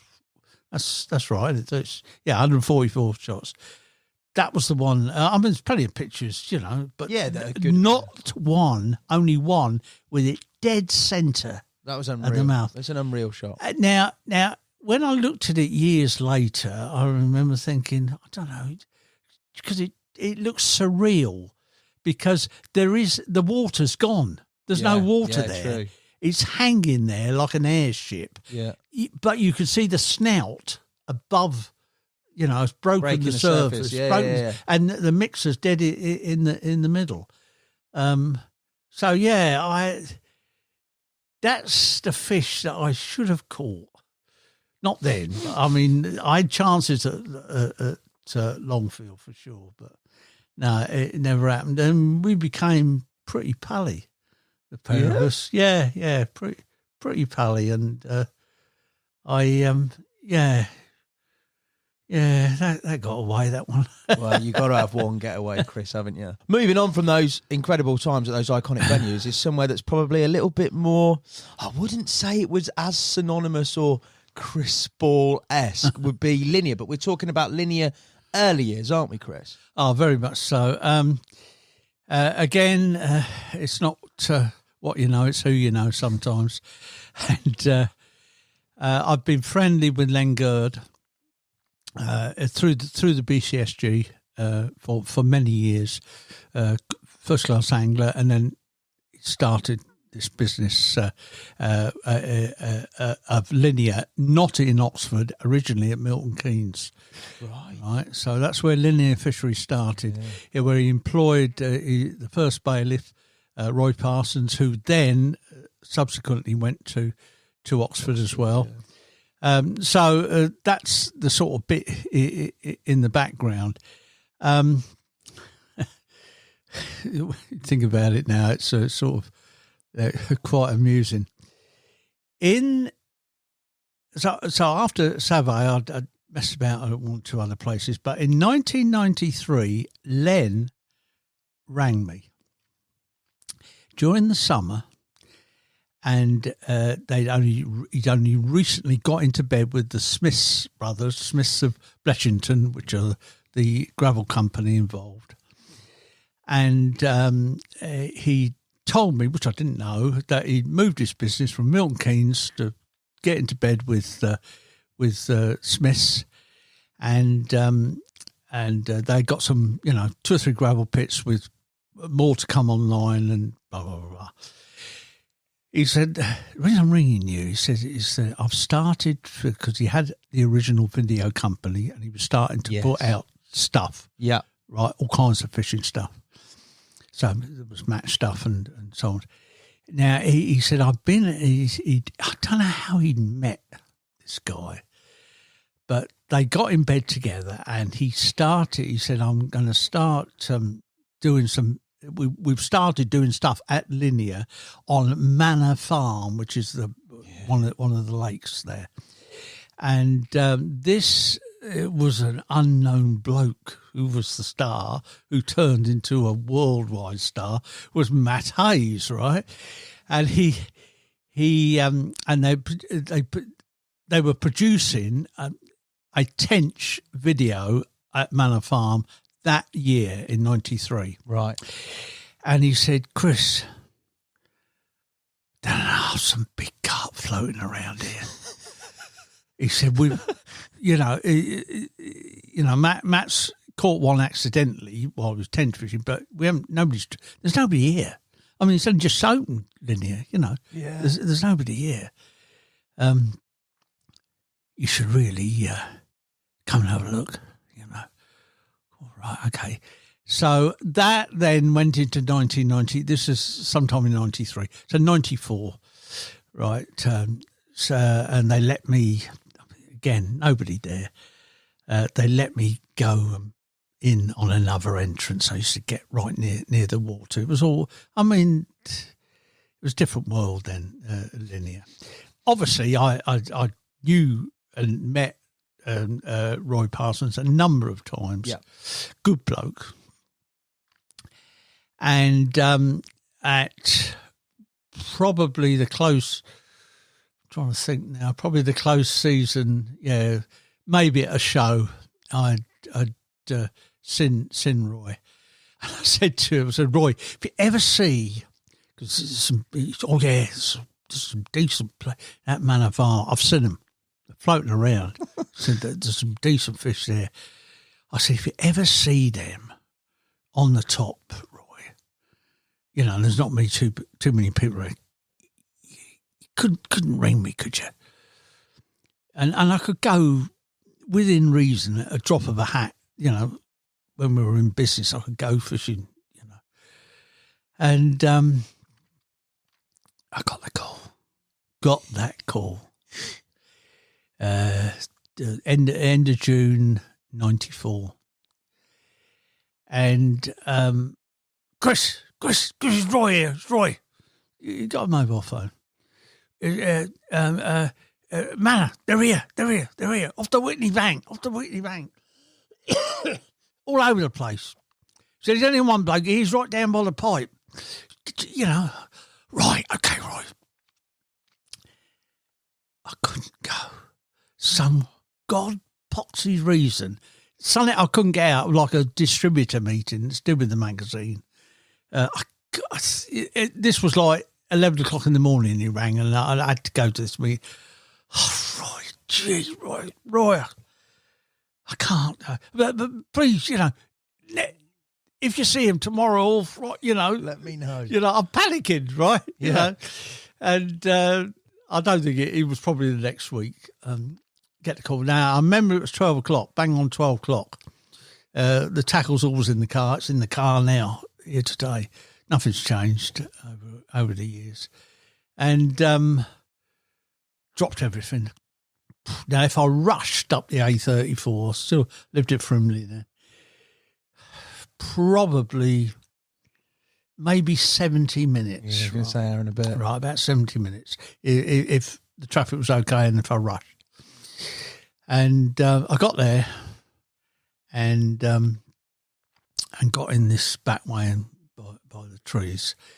Okay, that's part one. Right, we just step back a few months. We, as a company, Carp Fishing News, produced the Linear brochure for a long time. Yeah. Years. 10 years we might have done it for, I don't know. And I used to handle, it was primitive work in those days. Everything was sent to me on disc. He'd send all the slides, and because they had features in, odd features in there. Anyway, I turn over the page, look at it. There's an article by Adam Penning, right? He wasn't too well known in those days, and thought, right, okay, I'll listen to that. And I remember just holding this, I held this slide up. What is that? Put it in the projector, blew it up on the wall. God, look at that fish. It's one of them ones that's in winter livery throughout the year. Yeah. It's red and gold. Yeah. In June, it's red and gold in December, right? It's one of those, right? Big un, over £30. So I rang him up. Oh, yeah. He said, very, very, very lucky, yeah. Nobody's, not many people have had a try. But yeah. It might have been the first time we caught, stuff like that. God, what a fish! Anyway, so that was that. So come out. So we're back now in '94. So get out of the car, walked a little tucker back, and got to just in the middle of the Whitney Bank, and Roy was not wrong. There they were. Gee, backs out of the water. Some of them like big. Get them small-headed ones with that big back. Not necessarily. I don't mean Italian shape, but and they've started. And I suddenly then saw Roy's van coming round, and he's parked behind me. Come down. Good gee, look at them fish. And by now, 8-10 fish feeding. Only been there. Well, you just put a couple of pouches of mixtures in. Yeah. They're in catapult range as well. Oh, yeah, within catapult range, yeah. And I might have given them a third pouch. Anyway, they're at it. It's looking good. I'm on the cane now, not on fiberglass. I'm on cane. on Cane Mitchell. And anyway, Roy come down. Have you cut? No, I haven't cast yet, Roy. Hang on. So he's right on my shoulder, right? Right, okay. Flicked it out. Teased it back into the, by now we're getting froth on the surface, yeah? Jeez. Yeah. Teased it back into there. And suddenly there's a massive disturbance behind the controller, and I pricked and hooked and lost one, within 10 seconds of it being... In fact, I remember, and of course it spooked the others, I remember the wave. I mean, we were, 20, 25 yards away. When it came into the shore, it was still about that, the waves were still about that big when it came in the shore. Anyway, no, they're still there. Right, put it out. Took the controller, all the things that happen, all the things that happen when you float fishing. And it's going to happen. I'm now tensed up. Roy's gone. Chris. I remember him, Chris, and he was breathless. I'm going to have to go, mate. I'm going to have a bloody heart attack otherwise. Anyway, I go, Roy. And as he just walked a few paces up the bank, and I turned like that, and he turned around and said, "Ring me." Like that. I had a mobile phone by then. And it didn't happen. He went off. It didn't happen right away, but 7 or 8 minutes later, and no weed, very little weed in Manor in those days, and good, strong, not a titanic battle, but a very, very good battle. To eventually come in near the end of the net, big head came up on the other side of the net, and it's gone in. Gee, it's only about the third cast I'd made, right? Can you believe? I looked down in the bottom of the net, and there was a fair few fish in Manor, fair few goods above 25 pound at least. Out of all them fish, Adam Penning. No way. The random linear, as it got named, and of course rang Roy. And he rushed. Suddenly he was there within 5 minutes, and he came down, looked hard, just left it in the net.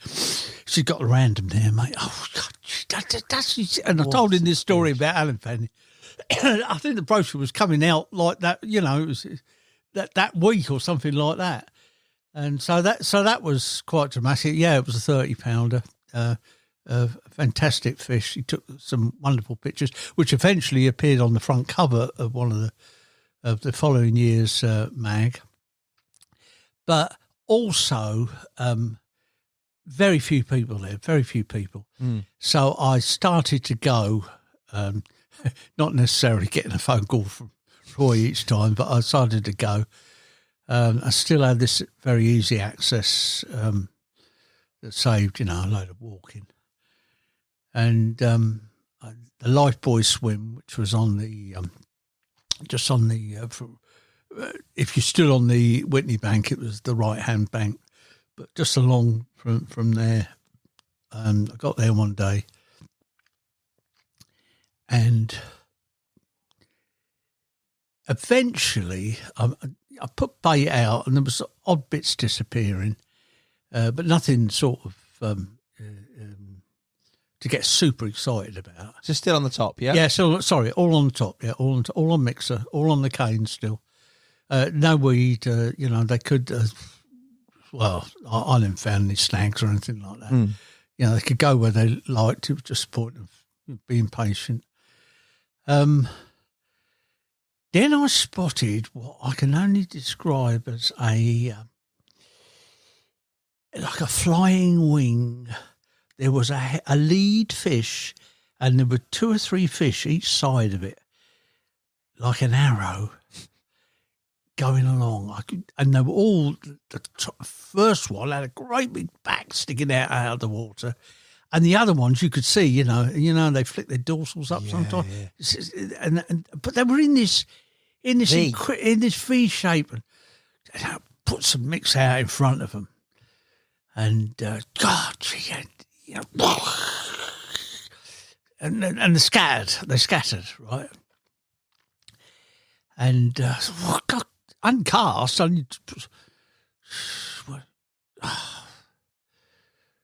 what's going on here?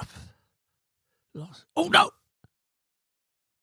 Reformed to the right, reformed. I'm saying that. There might have been the odd fish missing. There might have been 4 there instead of 7 or something like that. Right, I go flicked out. And often a trait, and I've done it myself, where you look at where fish are and you flick out and you think, right, that's going to be in line. But often you bring it too close. Yeah. And it sounds supposed to go, if I left it where it was, it bumped straight into it. So that was going, and no, steadied. Controller's calm, everything's calm. Lead fish, great big bump. First one to see it, took it. Right, that was a big battle. A gravel bar, a visible gravel bar that you could see, sunken gravel bar which you could see, which I didn't negotiate. Got that in, and I was conscious. It was quite a long battle, maybe, I don't know, it might have been even 10 minutes, as long as 10 minutes. But I was conscious for certainly 5 of those minutes on the ground that was rising behind me. There was somebody up there. Right. Pardon me, watching. That's fine. And anyway, I landed it and it come running down. And, gee, look at that, what a fish, Oh, God, blimey, the old boy's done it again, That's got to be £30. Pardon me. And it was John Clayton, who disappeared, at some stage. But John Clayton was there at Linear for quite a long time, and Horseshoe, super bloke. And that turned into pin scale, a fish that became known as pin scale. It was caught by Terry Hearn and Keith Moores. Keith Moores, remember, that was a famous capture when Keith caught it. And on another occasion, again in the Lifebuoy swim, I was just like that, struggling to land a fish, and Roy's suddenly appeared. What you got there, boy? And it was £20 plus common. Oh, that's a nice fish. So I lifted it up and took it a little way away from the water onto the unhooking mat. And I became quite keen on these mat shots with the rod and mixer bag and, everything sort of twee. Right, I went through a stage of doing that. And I've used plenty of those shots. And after 3 or 4 minutes, Royce turned around and said, Will you get your ass down here? They're going Garrity out here, mate. What are you doing? you know. Stop messing about and catching And, another one. you know, slung out again, and I got another one. And Roy took some pictures for me of that one. That was another 20. So that was good. And then I caught other ones, and then I caught from Smith's, from Hardwick. I caught them from St John's. Len let me go up to B1 before it was opened. Yes. And I almost lost count. I just sling it Every time. The best fish was £16. I know that. Yeah. This is about, I don't know if it was the year before it opened or the year it would have been the year before it opened. 7 or 8 fish, just like that. One morning, you know, look what it's done now. I looked at B2 as well when after the fish had gone in there, and I caught some from B2. He let me fish B2, nothing big. No. Sort of up to mid doubles, and now look at them. It's ridiculous now, isn't it? Anyway, the final story to do with linear is that I had access. I had full access to the fishery. Len very kindly wrote me a ticket to cover everything, and I did look at the syndicate lakes down. Yeah, the Guy syndicates, you know. And I did catch 1 or 2 off the top from there. Did some filming down there for one of the floater fishing videos. I managed to catch which I wanted to, ghostie. There was quite a few ghosties. Yeah, it's one of the big ghosties. Yeah, and managed to catch a ghostie for the camera, which was nice. Anyway, this particular day, and I mean, I'd become so channeled and focused into, you know, really the much bigger fish that I looked all the way round the Guy syndicate, and though I got several fish feeding in I don't know about all the lakes, but certainly perhaps a couple of them, there was nothing really there that sort of drew my attention. I came back, looked at St John's. This is much later, so the place was a little bit more busy now. Again, got fish off the causeway feeding, but I don't. There might have been the odd 20. I didn't cast. Looked over at Hardwick. Couldn't really get anything going there, and so I came back to Manor. Now I'd arrived that morning. I don't know, 8:30, something like that. Right. At 4:45 that day, I made the first cast, right? Yeah, for the simple reason is that when I crept along the bank, on the same side as the with St John's straight behind me, along that bank there, and there's it used to be where the big mound of earth was originally in the conveyor belt when it was still being worked, the pit, when I was there in 94. But it had all been landscaped, that bit there. But there, and it was the Wraysbury scenario again. Suddenly I looked out from this spot, and there, just out there, several really big dark shapes. Threw some mixer at them. Eventually, several of them started taking. So I just raced back to the car behind, came back, and clearly one of them was bigger. Yeah, it was bigger. They were, all of them were good ones, but one of them, and got a hook bait, absolutely cock on for that fish. Came up, woof. So it's 4:45. I've been there and made one cast that day. I've been to 1, 2, 3, 6 lakes. Wow. Right. And the first cast, it was a superb cast. And the fish never hesitated or anything like that. And I'm in. And a long, hard battle with that one. Eventually, massive swirls in the edge.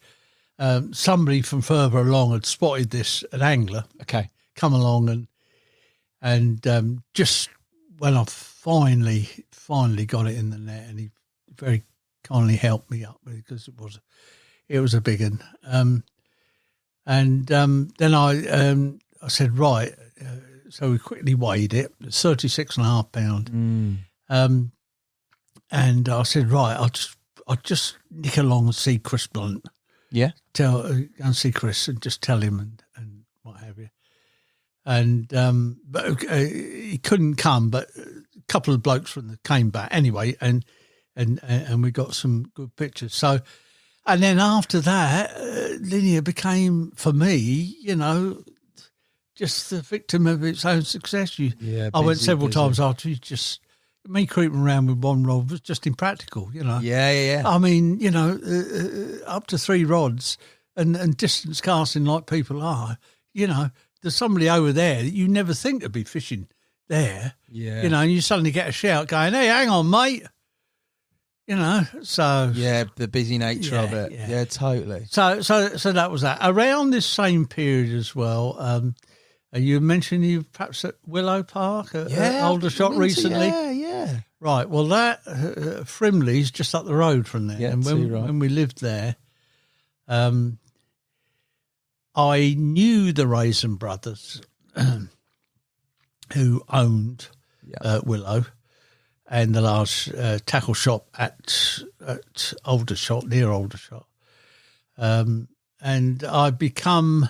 Though we'd got off to a rough start, I don't know, 8 or 9 years beforehand, gradually, I fell on the right side of John Raisin, and we became pals.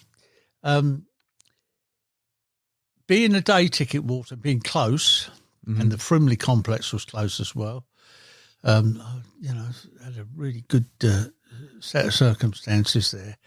I started to have a look at Willow because, again, surface fishing, not really. Nobody had really. I mean, duck life wasn't bad. And I started to catch a few. It was quite enjoyable fishing. In fact, one afternoon between, I think it was around about lunchtime, 12:30 and 5 o'clock, I managed to land 13 one afternoon. Good. On a little cane rod, a little 10-foot cane rod, which the best fish was 19 pound. I remember that. And it was almost too much for that little old rod. But I give you this happened as well. As I say, some of the ones have got a grain of truth, these stories, but this one did happen, right?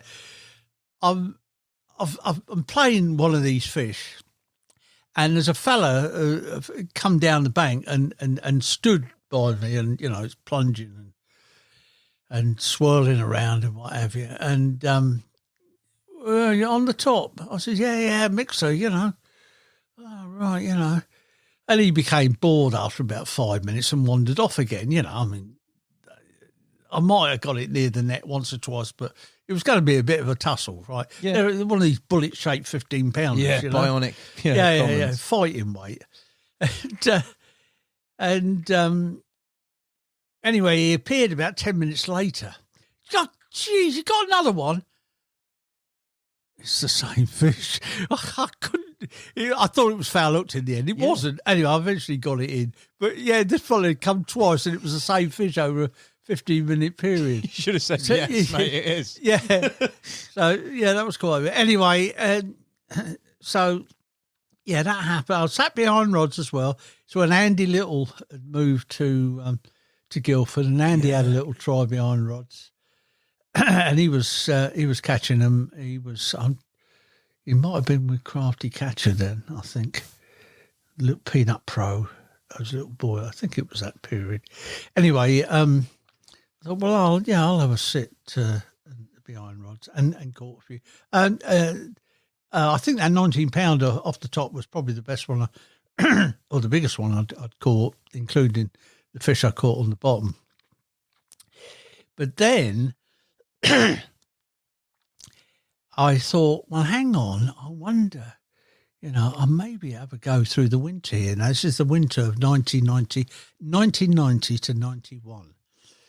And I primarily went in October and looked at several areas and baited up. Dead close, so I could bait up, in between going fishing easy. Yeah. And obviously the numbers of people were, on date were drifting away that time of the year. And I talked to John and said, I can't get, I don't like fishing weekends, but I can't get to the water, like during the winter until you're closed. Yeah, 4 o'clock or whatever it was. Because he employed several. There was one chap who was there for a while, Clive, I think his name was. And as you can imagine, it wasn't busy, on day tickets. And I said, John, there isn't any chance I could, I don't want to fish all through the night or anything like that, but certainly after, it's closed.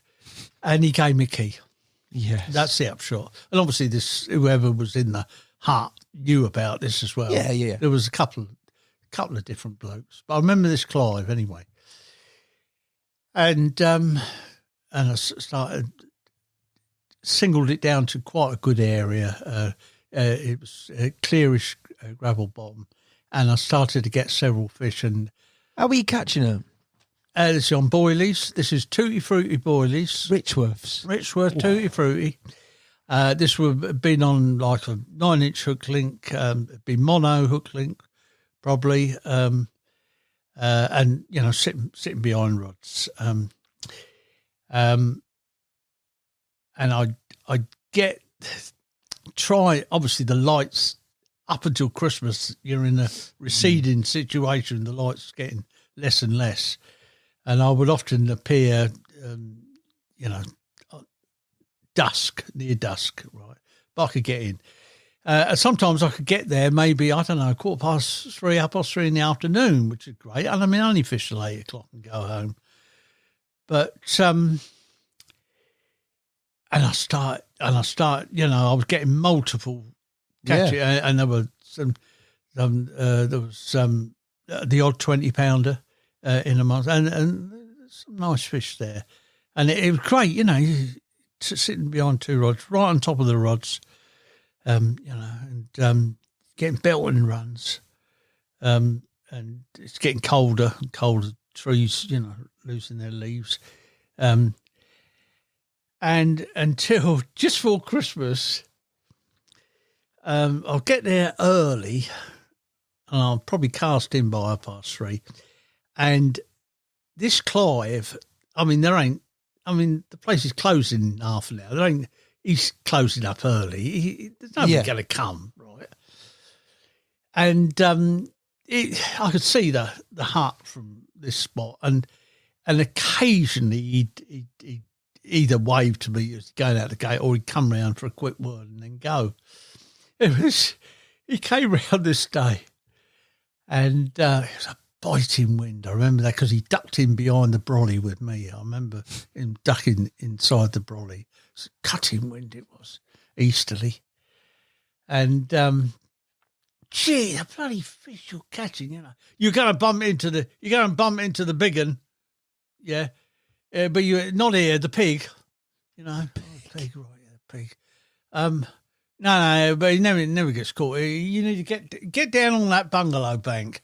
Get down on the bungalow bank. Yeah. That's where it gets caught. You won't catch it. How big was the pig, Menabee? Well, I'll tell you in a minute. And with that, left hand rod, and I'm in. What he's there, Clive's there anyway. And all the way around, and went through the other line, and we had all that, right? And he's gone down. I said, yeah, take the net. Net it. Yeah, take the net, take the net. So he's gone down the slope a bit, right? So he's in front of me.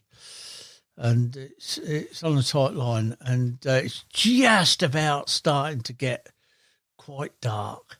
And suddenly, this Clive, I don't believe it. It's a pig. and this great white apparition, quite a pale looking fish, appeared over there, and he netted it. It is. I'm telling you, it is. It's 27 pounds. It's the biggest fish in the lake, big, right? Isn't it? And anyway, he took some pictures for me, and I don't think he ever got over it. The upshot of all that was between when I really started. I did catch a few in October, but when I really started in earnest, early November through to the middle of March, I landed 49 doubles that winter, which was I'm only going for a few hours, maybe twice a week, including several 20s, topped by the pig. So that was great. I might add, floater fishing wise, my late friend Harry Haskell, he was fishing around that kind of area as well. And he was very interested in some of the floater fishing I'd done, and he eclipsed my little record there by catching in a day. But there again, 16. He managed 16 off the top one day in the same general area, which was right at the far end, from past the bungalows, right. I know what you mean. Yeah. There was that area there. There was a bay that went round. That's right. They particularly liked that. Sun would catch it the whole day. That area, which was good, and it was great. I looked up the road at Frimley, which was now you got to remember now this was before the millennium, so the late 97, 98. Yeah, okay. Around that period, very few people fishing at Frimley. So the Big Donut, Pit 3, Pit 2, and Pit 1. Floater fishing. This is the brothers, the bailiffs. You can never hear them coming because they rode bikes. It was too. Yeah, you could see anybody coming if they were walking, but we've since laughed about it. But I told you not to fish there because I'm in the. You like to sneak about, do your own thing. Well, don't you? yeah. Especially with nobody there. God, I'm not interfering with anybody's fishing. So I had a few sort of run-ins with them. But the ironical thing about that set of pits is that I managed to catch a 20 from number 1, number 2. We'll come back to number 2 in a minute. And the Big Donut, Pit 4, which is pretty difficult. In fact, I managed to catch 2 in the end. I don't know if anybody's ever caught any. Oh, very few, because it's difficult on the bottom there. Yeah. Never mind the top. The top, yeah, exactly. But I'll give you a little giggle there. On Pit 2, I got there one afternoon.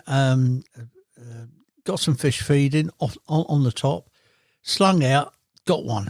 Beautiful 20-pound plus common, days of film photography. And I took some lovely pictures on the mat of this fish, and that was that. And put it back. God, it's still out there.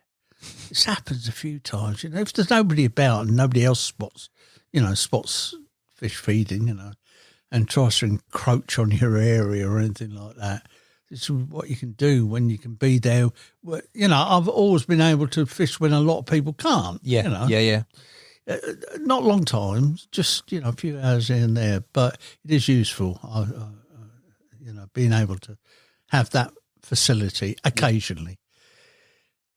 And within 2 or 3 casts, I hooked another one, and it was the first time I'd ever caught 2 20-pound commons, back to back. And the first one I'd still got in a sack. Yeah, I put it just in case, and I ran out of film in the camera. So I rang my wife and just said, "You probably get it from a garage or something like that. You could get 35mm film." And I said, "I'll meet you at we'll come across the level crossing." And she came round, so I did I got a trophy, trophy shot of each one of them. But that was nice. Also, when I was creeping round number 2 again in 1999, the phone goes, and on the end is one of my old mates who I hadn't seen fished with him quite a bit. I hadn't seen him for a long time. And there's a load of kerfuffle going on the phone. It's Chris, it's Terry Gleb, Oscar, Terry Gleb. Oh, hello, Terry. You all right? Yeah. They tell me I've caught a record carp. I went, where? I'm at Collinbrook. What? Gee. Yeah. It's a new record. And then there was loads of background. I said, great, Terry. I said, any pictures, I'll get a courier to come and get them. I knew his address, take any pictures. And I'll ring you. You calm down, have a great day. Yeah, I'll ring you tomorrow and get the story. Now, Terry Gleb had a terrible speech impediment, right? A stutter. And the more he got excited, the worse it became.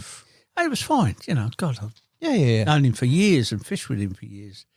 And never thought anything about it. When he was on the phone that day to tell me that he just landed a 65-pound, whatever it was, I can't remember now. And the conversation was 2 or 3 minutes, long. Yeah. It was fine. Absolutely. Do you know, the next day when I rang him on 11 o'clock in the morning to get the story, took an hour to get the story.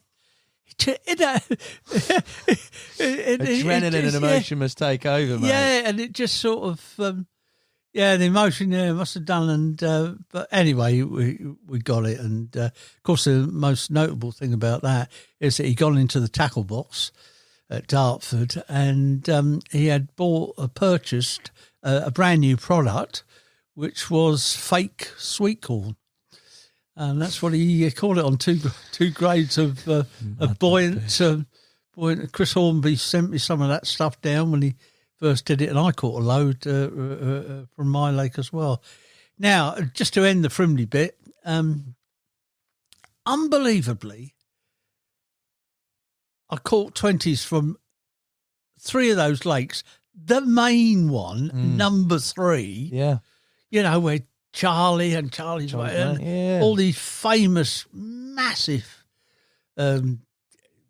predominantly common carp, lived. I think the best I caught was a 17-pounder. When we moved in 2001 was the time it went about mega, and that's when it all took off. And, blew up, didn't it? Yeah, and I mean, I never went back. We then moved to the New Forest. So yeah. I think one thing we need to touch on, and I think you've mentioned it. I know you did mention Willow Park and fishing on the bottom. You've mentioned obviously different types of waters that we've touched on. We've not even touched on red mire or anything with regards to that nostalgia, which we may delve back into. But surface fishing. Now, we look outside today and it is unbelievably beautiful and looks like it is prime for a bit of early spring floater fishing. For you floater fished for an awful long time. You obviously have a real affinity for it, as most carp anglers do. It's so exciting, it's so visual, it's everything that's been talked about. Over the course of time, for you, seeing various different technology come into it, lines, general sort of, now you've got bolt style controllers, etc. For you, floater fishing, your keys as a prestigious, well-versed, well-written, you've even done video series all about sort of documenting the methodology behind it. consideration for you, the important things, what are they for somebody that is out there that is surf fishing? Because even to this very day, we publicise it a lot of the time with regards to sort of Nash floater rotor. You've publicised it historically, but there's people that will sit on the bottom and not catch anything, and there's opportunities to be able to catch them on top. There are instances when I look back into the 80s, I've already mentioned about the Tarn at Cut Mill. Back in the 60s, I went back in the mid 80s, and the very first where we were trying to catch a 20-pounder that wasn't there in the 60s, we didn't know that.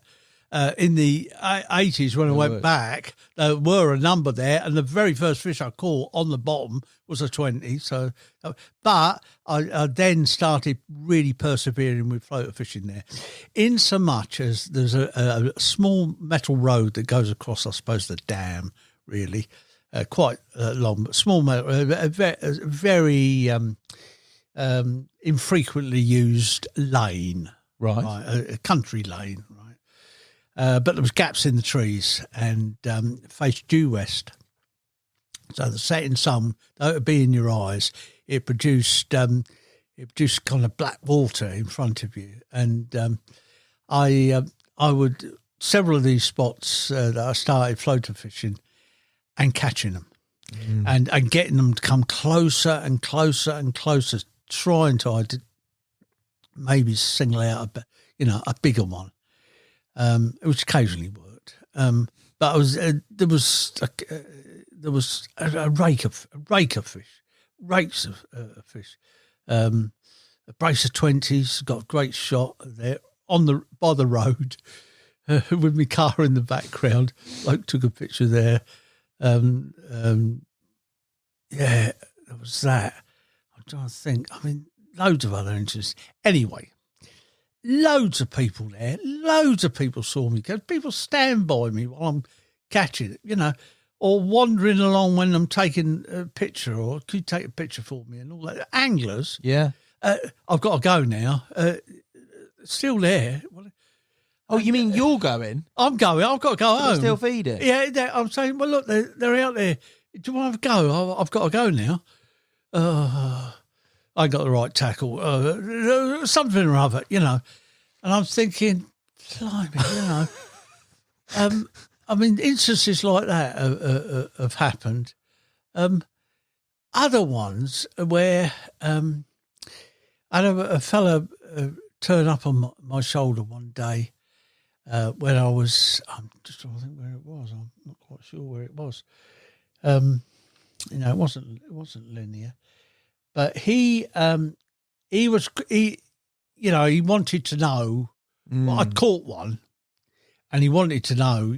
Blimey. I said, well, look, there's a controller here, and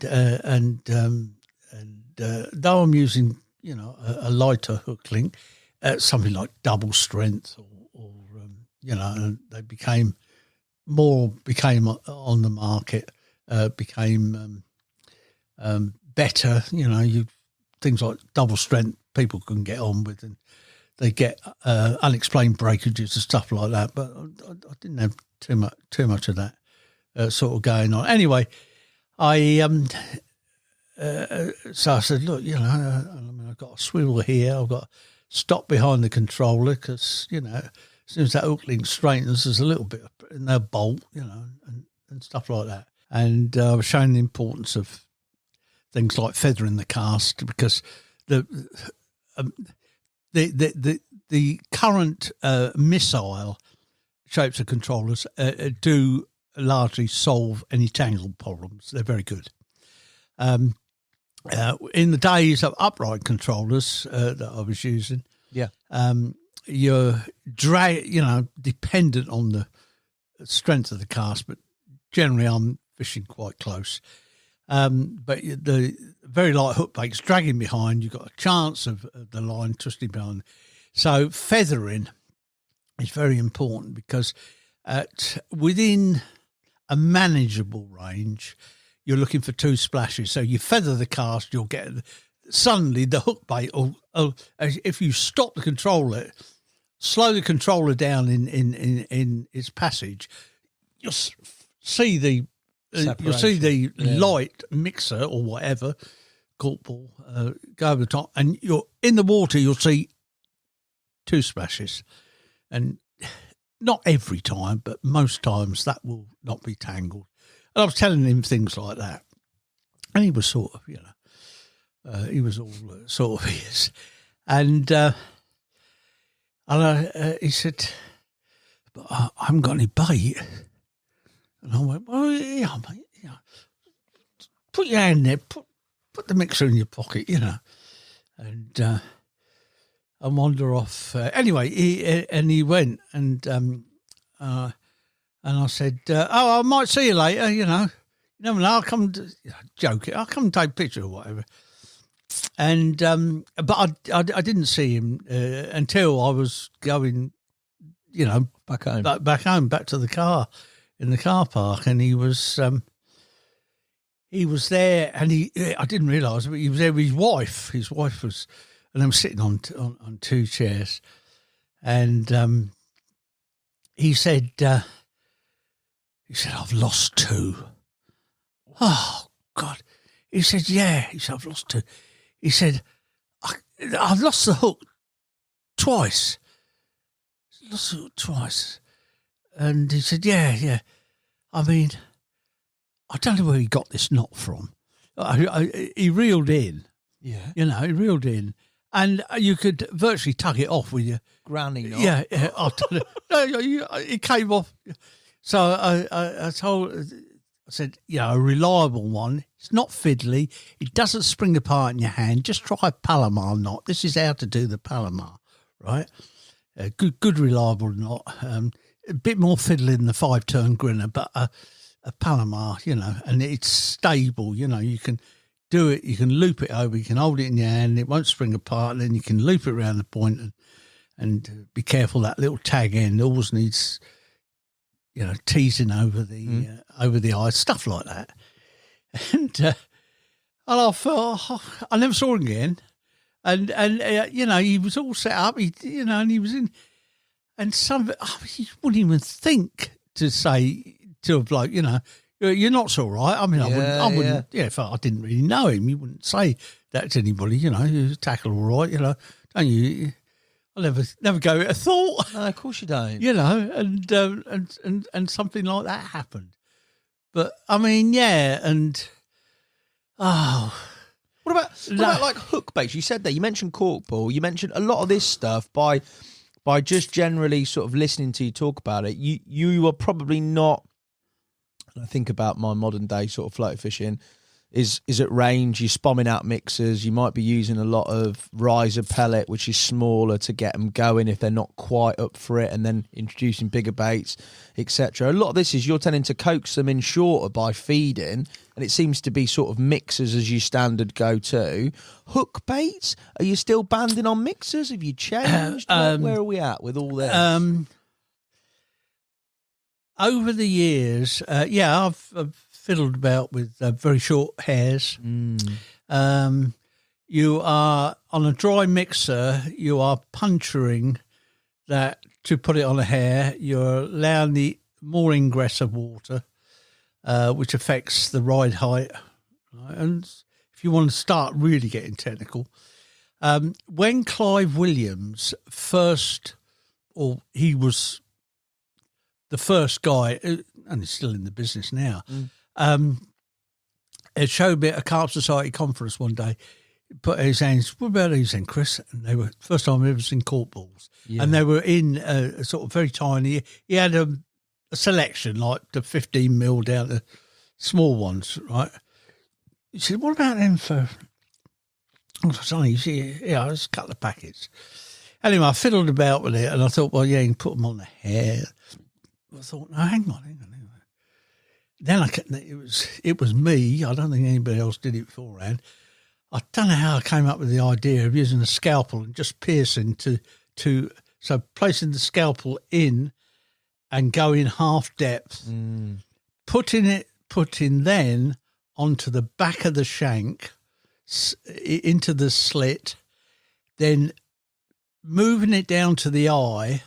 So so from an upright position, turn it either left or right. Move it so the slit is the same way as the eye. Yeah. Once it's on the eye, just on the eye, twist it and it locks it. Right, don't move. Now, I caught plenty, and you could flavour caught balls, put them in little 35mm canister steam. I did a lot of stuff like that. I remember Matt Hayes on about Total Fishing. That's what I used to do, mate. Yeah, Get the little film canisters. Yeah, and that's put right. flavours in. He said, give us the little we want the little tips. I remember that was one of them. So I used to flavour them. But though I caught quite a few on them, there was ride height problems with that. They were too buoyant. All right, use a slightly bigger hook, but, I'm trying to be a little bit delicate here, in the wonderful art of floater fishing where conditions allow, of course. So, that changed. Bait banding became the norm because it's very easy. It's very quick. Sometimes you have to be quick. Stuff like this, all right, you see it on video. You can read about it in books, but you've got to be there on the bank doing it. Mm. You get the instances. It's happened to me. I mean, God, I'm not immune to stuff like this. You've been out on a spot and there's fish about and there's just either they won't come by close to the hook bait, or the circumstances where the bait's drifted away and they've, so suddenly you're going, right, I need to reposition this, wind it in. You look at it, you go, it'll do one more cast. Suddenly a fish appears and it flies off, right? Yeah. Real life situation. You go, God, Jesus, what am I playing at? So it's very quick, bait man. I've got it down to a fine art now.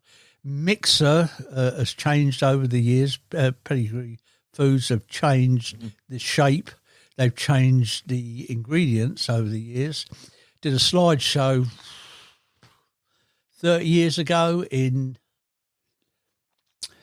Milton, Mowbray, Leicester, somewhere there.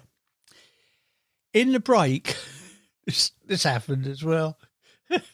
In the break, bloke came up to me and said, this chum mixer you're on about, Chris, he said, I've just retired from Pedigree Foods. He said, for a while I was on the mixer production line. I said, come here, I want to shake your hand and I'll buy you a drink, which I did. Roy Edcott, I don't know if he's still around now. He was part of the Leicester Specimen Group. But so he actually worked on the pedigree. But I've flavoured them. I mean, I remember me and Brian Scoyles when the little floater book came out. Yeah, that was we were playing about with that. He had a good foolproof method which I adopted of putting it in the bag, blow the bag up, shake them around, and leave them in the fridge overnight, and they came out slightly rubbery. Which were great. Again, if you're using small hooks, directly mounting them on there was often dodgy because suddenly a fish is show a bit further away, you go and it'll fly off. Gone, super glue, yes, that's me. Super glue. I've never really liked super glue anywhere near on terminal tackle. In various configurations you could use super glue. No, bait banding in the end. The current mixer, I bought some the other week, a bag just to top up, and they look to be the same as last year. Right. Because it sounds daft. You open out, but you look at them, they are different. Some of them have got a sort of fluted end to them. And if you're bait banding, all this makes it different. But there is a ridge of which you can attach, but it has to be 4.5 mil bait band. Yeah. That you loop round the back of the hook and you find the fulcrum point of the hook, so the bait. Here we go. This is what I need. What are we talking about with this bait band then? So you said You loop it round the back of the hook. Right, yeah. So do it through a loop, say, on itself, and then pull it up tight. Yeah, okay. pull it up tight, right? And if you haven't twisted it, it'll come up in a nice bend. Position it on whatever hook you're using to get a point where the balance is correct. You know, so it's lying flat. Yeah, the hook's lying flat. And generally use a Palomar knot. And for a lot of the fishing, certainly in the last few years, on a couple of the waters that I've fished and been successful, is hook link straight, no hook link, just 10-pound line straight through, because you're trying to get the situation where the last thing they're worried about is a dangerous hook bait. I know it sounds a daft thing. Normally, most people will say, you know, they'll listen to this, go, forget what you're saying, you know. They know, of course they know. If they're fished for those fish, they've seen it. They know there is a danger. There's one dangerous one, whether it's a controller nearby that alerts them or simply line, right? I went through an incredible catching period where I thought I'd really cracked it, where Terry Eustace brought out the try line in sky blue. Sky blue. Right.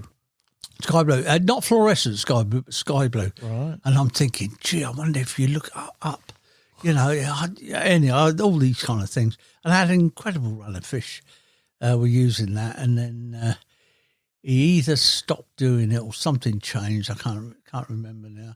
I also had a period that was difficult to administer, but certainly yielded results, was multi-strand on the surface. Right. Because if you put multi-strand on the surface now, it after 10 seconds, it will separate, as long as you haven't tied knots in it. Just lay it on, just, you know, flick out a bit like that and hold it in your hand, and it'll seem like a milky line, you know, on the water. Okay. Yeah. And I tried that for a while. I had to knot it now and then because it just got all over the place. Yeah. And the hook would, you know, catch in there because it's so fine, the fibres. Yeah, that was interesting.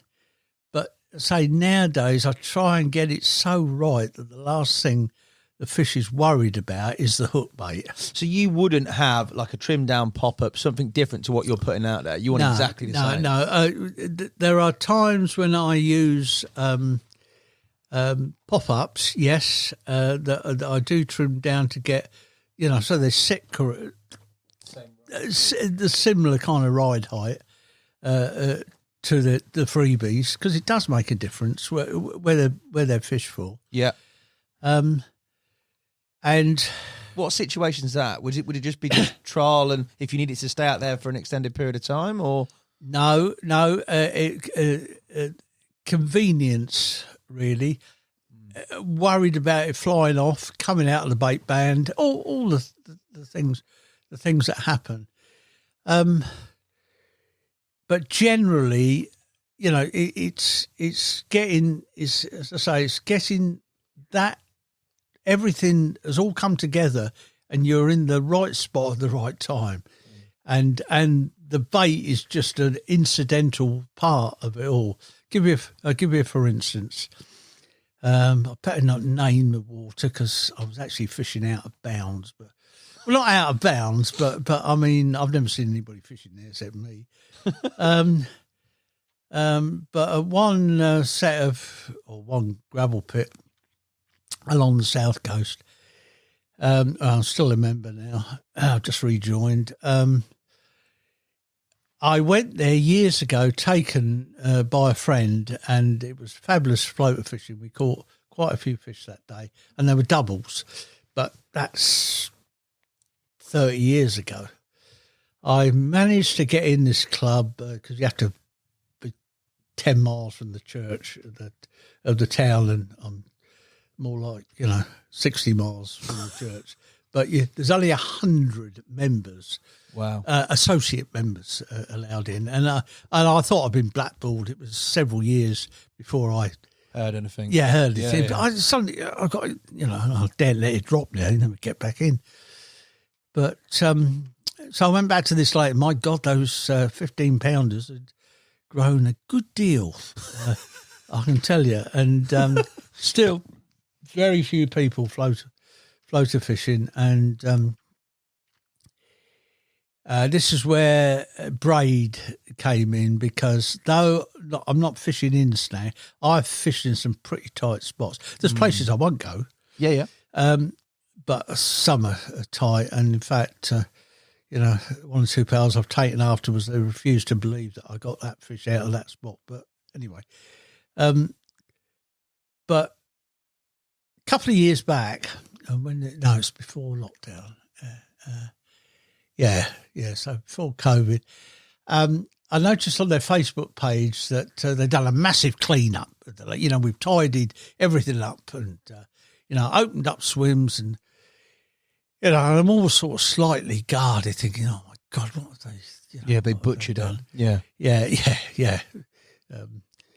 And previous to this, there was one, the further spot on this windward corner you could fish was a made up swim with wood down, but the wind would always be blowing from left to right, and mixer would keep disappearing round the tree line, and there's ripples coming back, and I can't get at them because when I go along and have a look, it's just a mass of brambles and oh shit, I want to catch them, but I don't want to catch them that much, Anyway, so when I went, thinking with trepidation, thinking, what have they done? Suddenly, oh no, it was all right. It was all right. As I walked down the bank, I thought, oh, this is all right. Came to this corner where all them brambles used to be. They sort of, taking them out. I mean, it was, you still had to wind your way in. It was only 10 foot to the water. But, I mean, clearly, no real fishing in there. And there's a lily bed, sparse, big ones, but sparse. This is the start of the season. And I just, sort of snuck in, bent a few branches out of the way, and got to the water's edge. It was about 2 foot down the water. Put some mixer out. Oh, they're there. I mean, they're there. Yeah. So you get mouths like this coming up.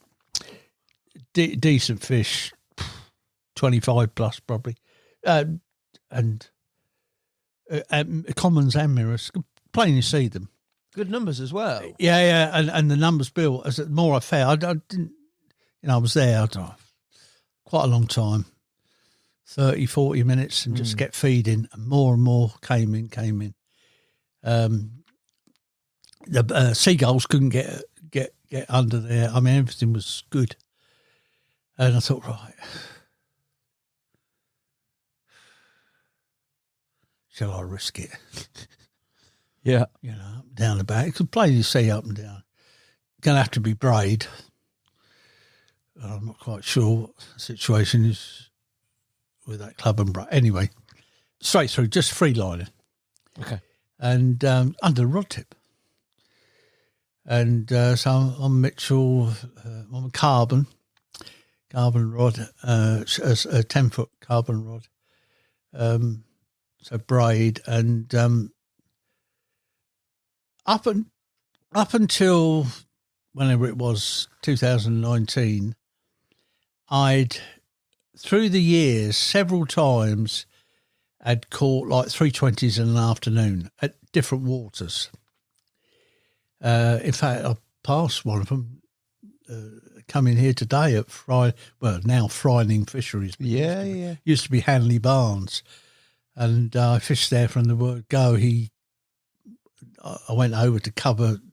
He opened it up, and I did a feature on it for carp talking. And which kick-started the whole thing before it just really opened. And once I did 4 in an afternoon there. I was a long way from home. I remember after I caught the third one, he came down, Chris Knowles, and took a photo. He said, "Gosh, how many's that?" I said, and it was a near miss as well. So I think I caught 4 before that. And then he said, "It's still out there. Look at him." Oh, God, it's bloody 6 o'clock now. God. All right, one more. I got another bite, and it was another £20. It was amazing. That day at this lake on the south coast, I mean, probably 10 o'clock when I'm waiting for the biggest mouth. Dropped it into a fish's mouth and, imagine, it's mid-20s on zero range brain. I mean, it's hairy. Anyway, go ahead. Do you know, boy, I don't know, 2 o'clock, it was a hot day, 2:30, I'd landed 8 fish and 7 of them were 20s. Yeah, it was to 28, 28.4, I think the biggest was. I got took pictures of them more. Nobody, a fella did come by. When a fella walked past, when I had one on the mat, and he took a photo for me, a trophy shot for me. Yeah. I had the tripods set up for other pictures, I mean, by 3 o'clock I was just exhausted. I mean, I'm not talking about £20 4 ounces, and these were 20, a good 20. 26, 24, 12, 23, topped by this. It was, and I've since I went back last year, not only a couple of days, and managed in the same spot, and I managed a good one in the morning, and then went back in the afternoon. There was a fella moved in next door, so I moved, but he'd gone, and I came back, and it's quite late. This is about 5 o'clock in the afternoon. I looked in and threw some bait in. 1 or 2 fish started, and that looked quite a decent fish. Dropped it, and I got it out. And it was the largest leather I'd ever. I mean, a proper.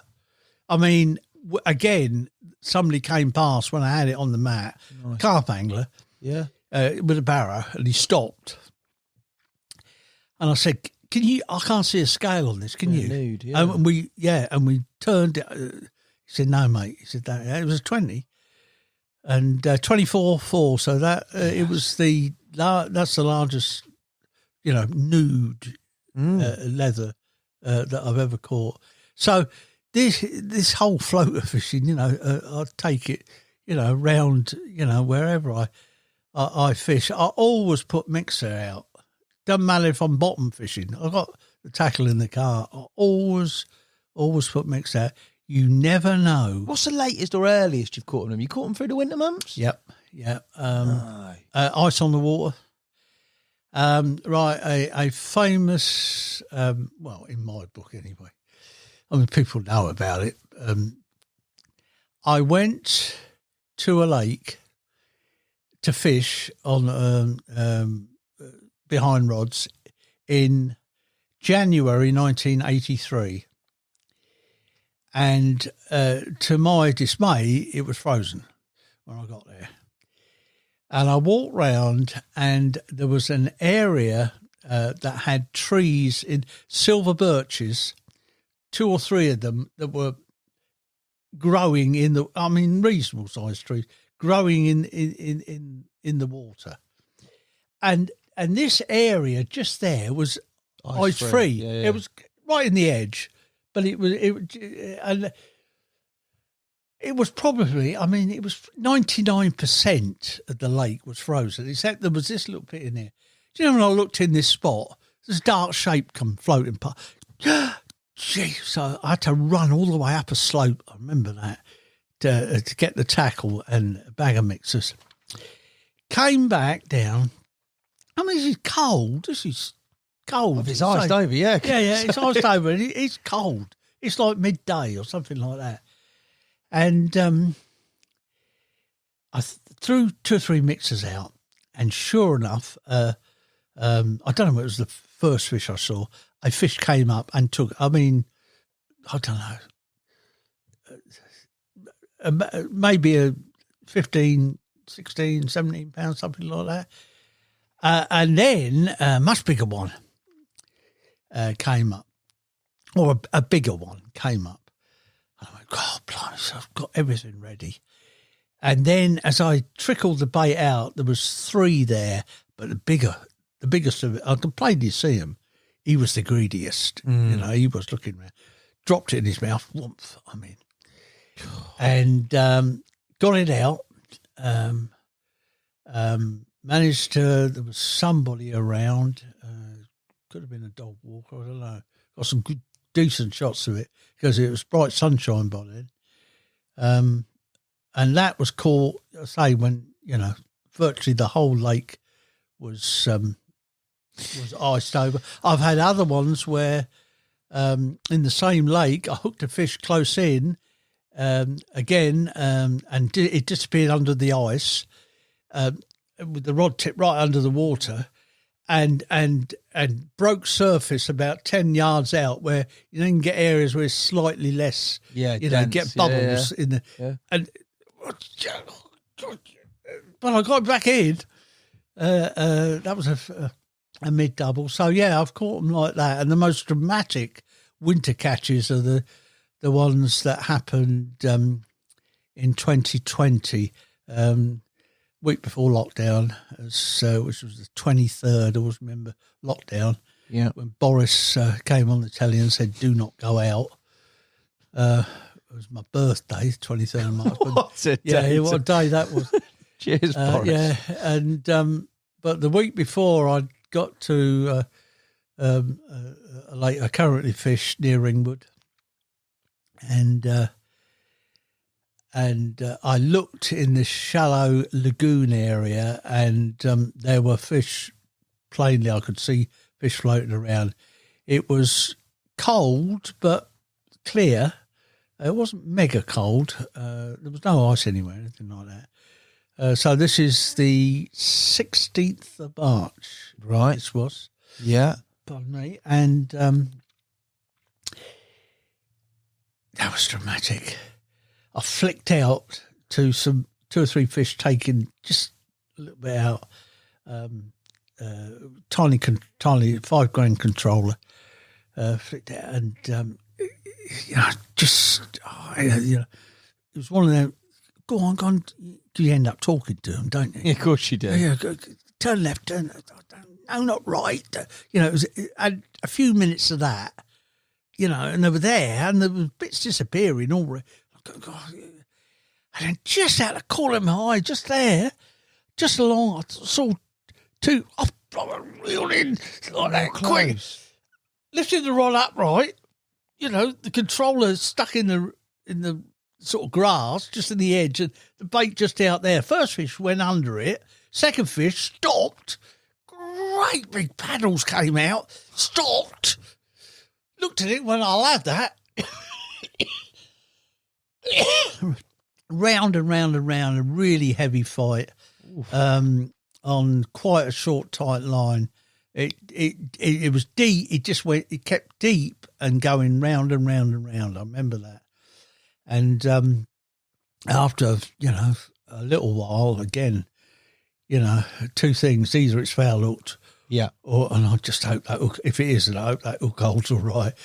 It was that hard, and I got it in the net, and I looked down. It was a 30-pounder, had to be. And so I had a springbow landed net, original one. Dons of Edmonton's got a point on it, so jammed it in the bank. Jammed it in the bank, made sure the fish was safe. And the car was only 50 yards away, so I raced back to the car, get the unhooking mat and scales. And a bloke pulled in next to me. And of course, he saw me getting this out of the car. He caught one. And I didn't know him. I know him now, a super bloke. And I said, yeah, I've caught one. What? Off the top? I said, yeah, caught one on the mixer. Gee, I said, it's a good one. I come with, and he helped me a lot, you know. Anyway, it was a 33 and a 33.4. It was a big deep thing. Anyway, and we did it all, and he went. I was very grateful, and I sat on the bank. The river keeper came along and that with him, and I told him about it, and I noticed that the residue of mixers that hadn't been taken out in front had drifted along this channel, and there was some activity maybe 30 yards down the bank on where some overhanging branches were, you know, was a canopy. They weren't in the water, though, but I remember looking, thinking, yeah, okay. I didn't want to cast something, you know, to catch a fish like that, especially in those, at that time of the year, under those circumstances, was great. But I went home, sat down with my wife, you know, told her all about it. And, you know, for the 30,000th time. And, but then, you know, tossing and turning, I've got to go back. So I appeared at about 12 o'clock. So I plugged in the spot where you fishing, fishing behind 2 rods.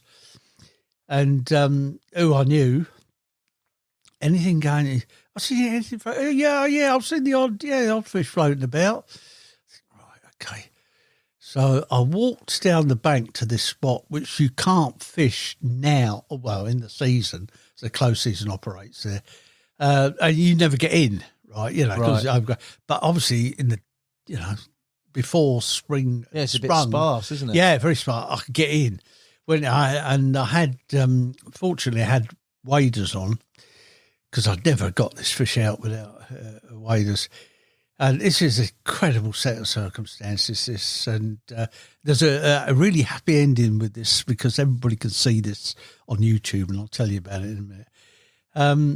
But I looked in this spot, and they were there just where, like the previous afternoon, and a lot of them.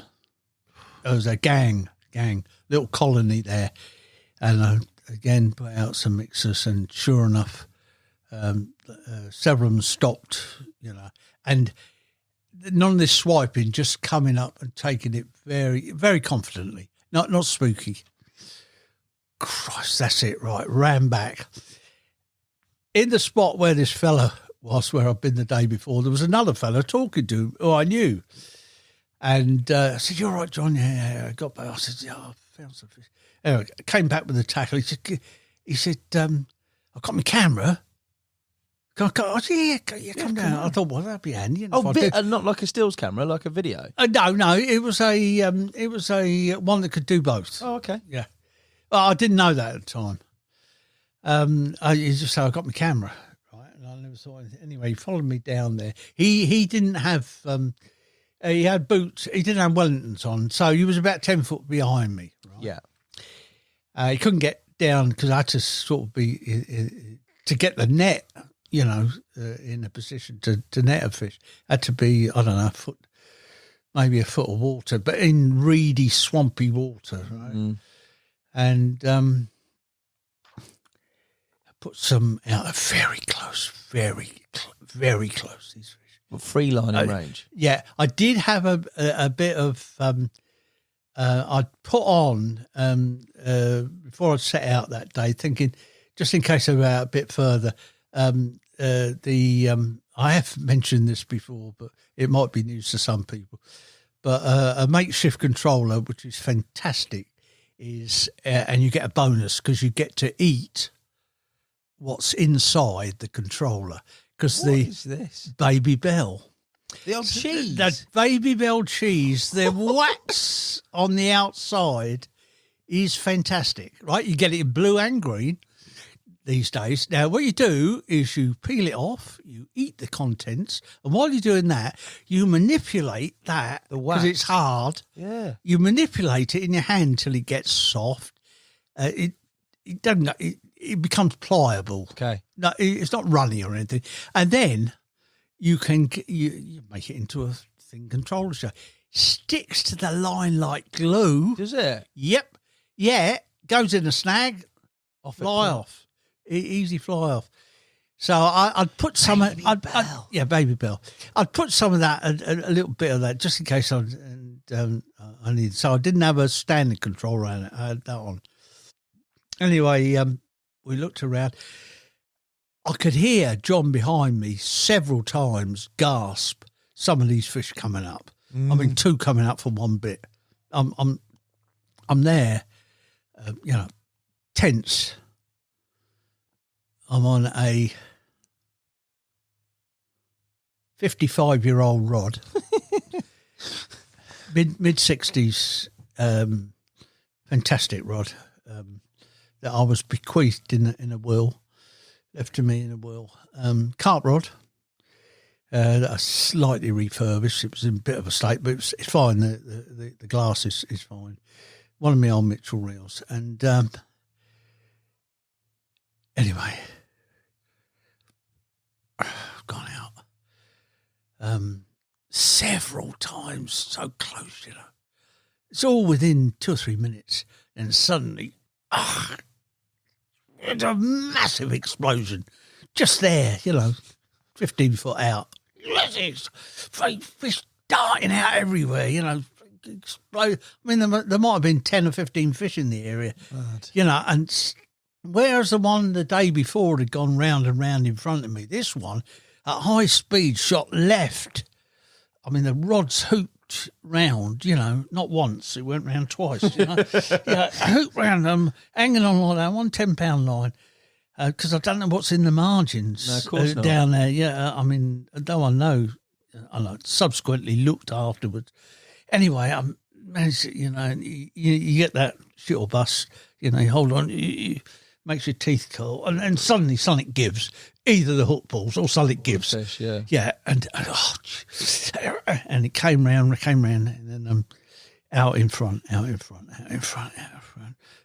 Oh, tried several times, just wouldn't. It grew each time I saw the fish. Grew, great big long thing, 3-foot job. Oof. Right? Oh, out of the way. Anyway, finally netted it. John behind me said, "Well done." He said, "I've got that." He said, "Got the bite, everything." He'd been filming, not taking stills. I'd never even thought of that. And anyway, we got it ashore, and so to catch 2, this was 36.8. Oh, nice. Yeah, to catch 2, fish like that in those circumstances in winter was something else. And in the end, we made a lovely little film because he does a little bit of filmmaking. I got another one of my mates used to be a top flight voiceover man. So I did a little bit to camera and about the rod being bequeathed to me, and you've got this footage. So if you put Chris Ball into YouTube and you look for 2 winter 20s, you'll see this, and that bite is frightening. It's frightening. That sounds epic, mate. A couple of 30 pounds off the top. Yeah, it's nice. It's nice. 8 or 9 minutes. It's not. You ain't going to fall asleep. And so, But it just goes to prove, like a lot of anglers, I'm guilty of it too, mate. I'll put the floater gear away come sort of autumn time, back end of autumn time. It won't come out again until probably now. But there's potential there that you said, iced over lakes. There's chances where I think I spoke to Pete Springate. I did speak to Pete about this exact. He caught them off every month. Every month, every month. I've caught them every month. I caught I haven't caught. There's 1 month where I haven't caught. I think it's February. I haven't got a 20-pounder, 20 plus. I think it's the only month is February that I haven't. That's good going. But I mean, there's several 30s I've caught in March. Hook patterns? What about that for you? For fishing off the top? Small hooks or small as you can get away with? 8s and 10s. What type of pattern? Like a... Well, no, they would be turned wide gape. Yeah, wide gape. Wide gape with a slightly in turn point, which I like. From a number of manufacturers now, you can get sharp hooks. Are you a sharpener?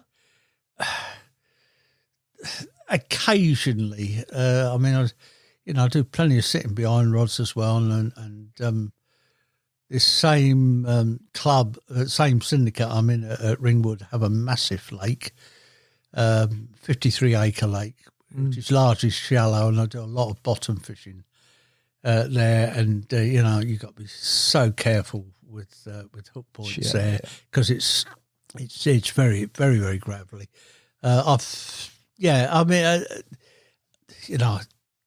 Things that I don't know, experienced anglers would do. I never just sit down and just reel in from there. I always stand up. If I'm going to recast, get it off the bottom.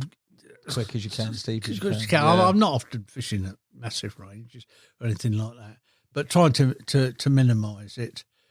But yeah, as far as floaters concerned, 8s and 10s.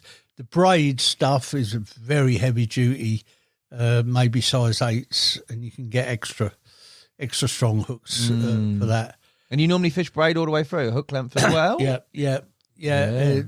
Only use for free lining. And I only do that for I don't know, couple of the lakes where I'm fishing in close by this dangerous country.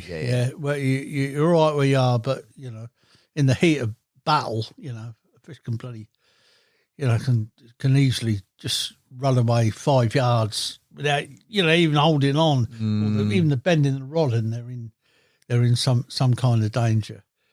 I just finally on the winter thing on the floater thing. I haven't done it this year because I've been a bit incapacitated with my hip and what have you. But this will give hope to everybody. It can be done. Stuff like this can be done.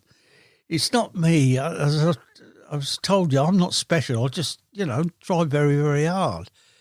There's a club lake I belong to, and there is a lake. There's 2 lakes, and the lower lake is quite a walk. It doesn't matter to modern day carp anglers who've got barrows or power barrows.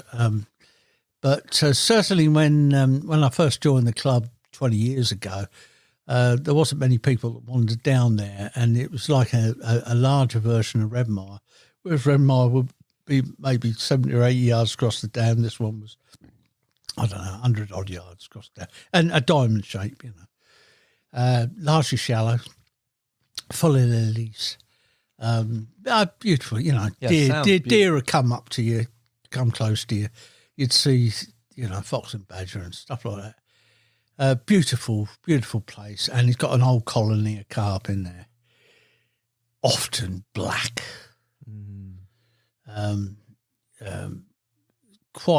Some of them quite impressive looking fish, commons and mirrors. And I like today, because we've got the sun streaming through the window here, but there are certain circumstances with this lake that I've, for the last 2 or 3 years, looked at. And what I need is the first day of prolonged sunshine with no wind, which normally happens somewhere between the middle of March, or it can be into the early part of April. That day, I'm only 5 or 6 miles from the lake. On the 22nd of March last year, sitting in the cart room, and the sun has come out quite early. There's been no frost or anything like that. Different to this spring, blimey. And my window faces west, so looking out, and there's nothing stirring those trees. It's quite windless. Yeah, check on it's going to be sunshine all afternoon. Check on the phone. I wonder if those fish are moving about down in that bottom lake. I'm going. So, photo fishing. Get there and say it's a bit of a trek. It's downhill this bugger coming back, but downhill, and go across the dam. And on the right-hand side, disappeared down the little path on the right-hand side because I historically, just the last couple of times at the same time of year, I found them there in this spot. Great because the pads are fledgling. Yeah, it's not. I mean, they're like middle of June, they're impossible. Yeah, nightmare. But fledgling, so no need for braid. Mono will do fine. And you can only get so far, like with the tackle. And I'll take a little barrow just because of the bits and pieces. And you can't go any further. And then you look for 20 yards in front of you and your heart stops because you know to get to that little spot, which I could just about see just out there, 20 yards, just that little opening there, you've got to traverse Mud Alley. Nice. Oh, glutinous, thick. You need a power barrow, Chris. Yeah. Glutinous, thick, horrible mud. Mm. So I go, obviously got wellies on. It's not over welly depth, but it's horrible. Mm. And it's like it in the summer and the winter, it's just this area is always flooded. And so I trudge along there with a bag of mixer and my catapult. Get to and there's one hard spot right by the water where you can get out the mud, get out and just stand on this. It's about that big. Get 2 feet there, right? And you're not solid. rocking about. Yeah. Right? I looked. There they are. 2 or 3 of them going up and down, up and down. Sure enough, one stopped. Saw another a bigger group of fish. Several of those had a little go as well. Right, down Mud Alley. Get the tackle, come back. It's an awkward come, a left-hander. Awkward. It's one of them horrible, one of those sort of cars. Side sweep jobs. Yeah, and but I'm used to it. And got a hook bait in a pretty good position. And suddenly there's several fish close by. Odd bits going quite close by. Massive explosion, and I've got a bite. And I managed to say that the pads were not a problem. Mm. Managed to get it all the way through, and netted it at my feet, and it was that deep, Jesus. God, blimey. I looked at the tail and it's slightly withered at the bottom. I think, hang on, I think I know you, but not at this size. I don't know you, And the bugger, he wouldn't let me unhook it in the net. I tried and tried, because then I've got an even bigger problem because I've got not only, getting on for £30 a carp to go and carry in the net, I've got to carry the rod as well now. Yeah. Along Mud Alley. Yeah. And how I never fell over, I do not know. This poor old carp being dragged through the mud. I got onto dry land anyway, and put the net in the, stuck the net in the water and just sort of, out of breath a bit. Regained me postures. Now, what I haven't told you is about half an hour before this, while I was just setting up, contemplating going down Mud Alley, I saw a fellow with a barrow come down, and he stopped on the dam, and I glanced up. I didn't take any notice. I just glanced up like that. So as I'm just getting things organised, thinking, right, hang on. Right, where's my unhook? Let's get the unhook. Suddenly he's here. He's right next to me. He's only a young chap.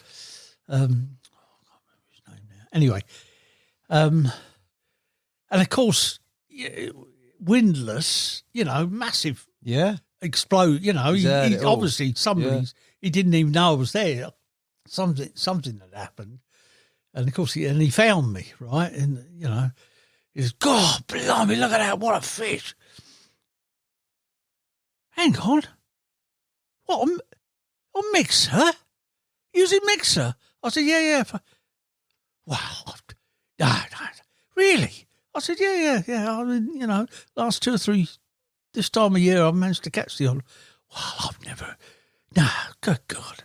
I can't believe that, and all that was going on. And we got it out of the water, and it was 28-12. Fantastic fish.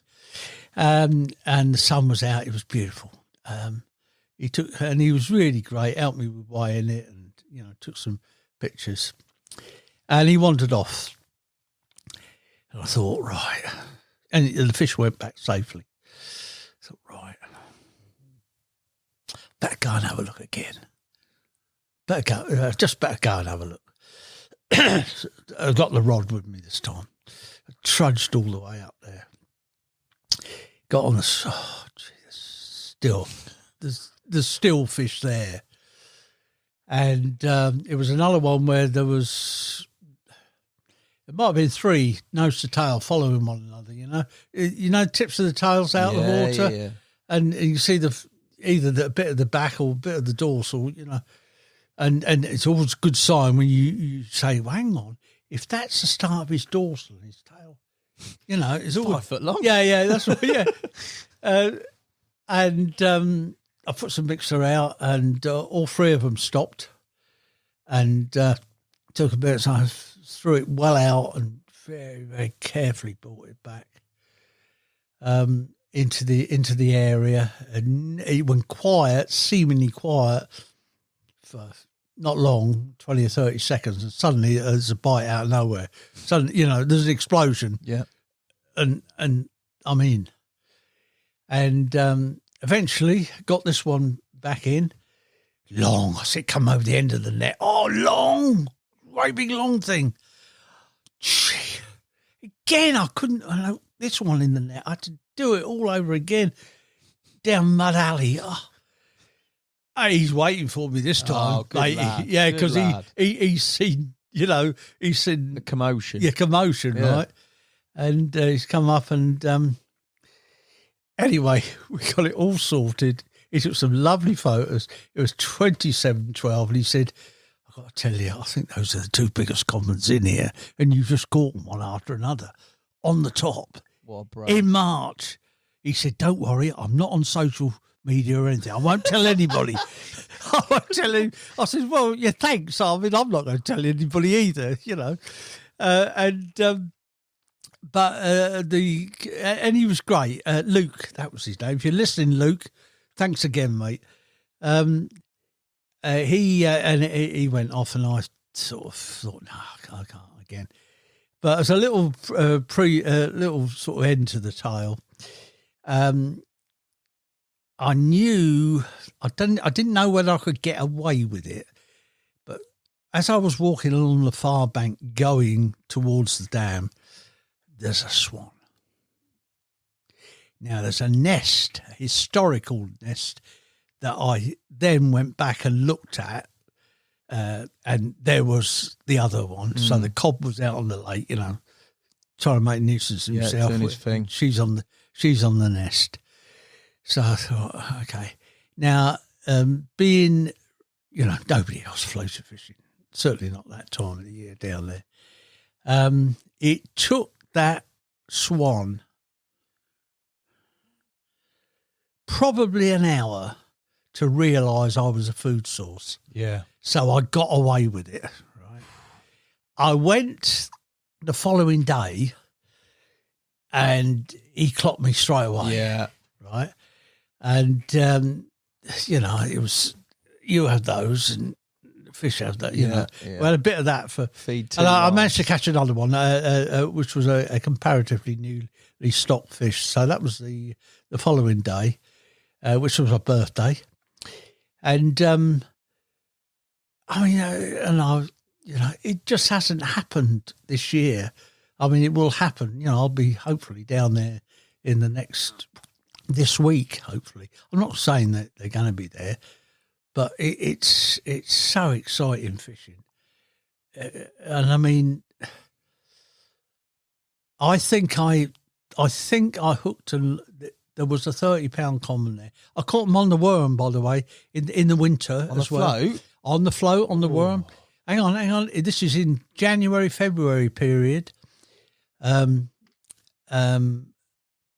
Fishing where I shouldn't be fishing.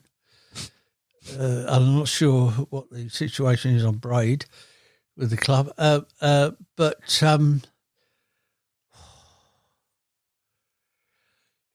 when you get that, I was there one day, I'm feeding pellet in the edge and sitting quietly, and just waiting. You daren't put the worm in the water and just leave it there because you've got a little perch that come around and then they run around with the end and tow the bloody float all over the place. So only when there's, fish in the swim do I put anything, certainly. But it's all set there. I've got the depth correct. Everything's, and it's propped up by in over the spot. Suddenly, great big dark shape came in, and I looked, and there might be another one there as well. But no, they didn't hardly. They did stop and take a mouthful, but moved on. But then, in between the branches where the sun came through, you get shafts of light, don't you? Yeah, Here on the floor, shafts of light.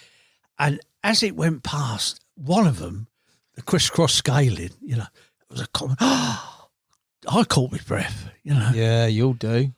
God, gee, I don't know. That's a big one. And never saw him again that day. Went the following day.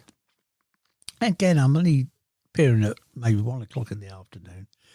It's a trek to try and thread your way through all this lot to get to the water. But I've thrown some pellet down. It gradually, the area's getting clearer and clearer. Numbers of fish have been, because I obviously bait up when I go as well. Yeah. Numbers of fish have been in the area, but there was nothing there. Put some mix it down, and suddenly I saw it just briefly as it sunk lower and lower in the water, and then suddenly it appeared on the patch. Oh, dropped the worm in double quick, right on the patch there. Anyway, I mean, not as quick as that, but within a minute, titanic struggle, and I got it out. I thought it was £30. It wasn't. It was £29. A mirror, and that was. I'm sure that was the one that was the lead fish from the day before, right? Instead of waiting and maybe seeing, I just lost it and dropped it. I mean, it was there, its tail wasn't up, but it was feeding, on the pellet. It just had to get the hook bait in the right spot. And anyway, 2 or 3 days later, I went back in the same spot, put some bait in, and sure enough, in came this comet. Got to be the same one because it's so big. And came down, and this took a long time. This took maybe an hour, sort of several times. They suddenly they tip level and then sort of wander off, and then you go, and then suddenly So this over a space of an hour, and withdraw the worm every time. And drop it back in as soon as he took it. Sort of the float didn't sort of rise, so it just sort of dithered, and then I saw. Well, it was following the fish. Yeah. And it went out under the canopy, and the hook pulled.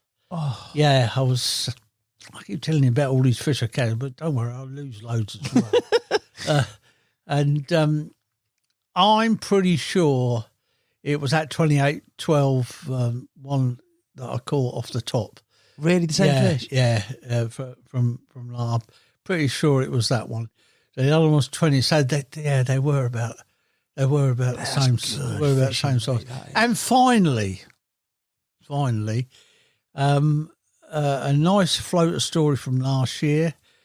I got myself into a fantastic position with some big fish. Again, I didn't have my tackle.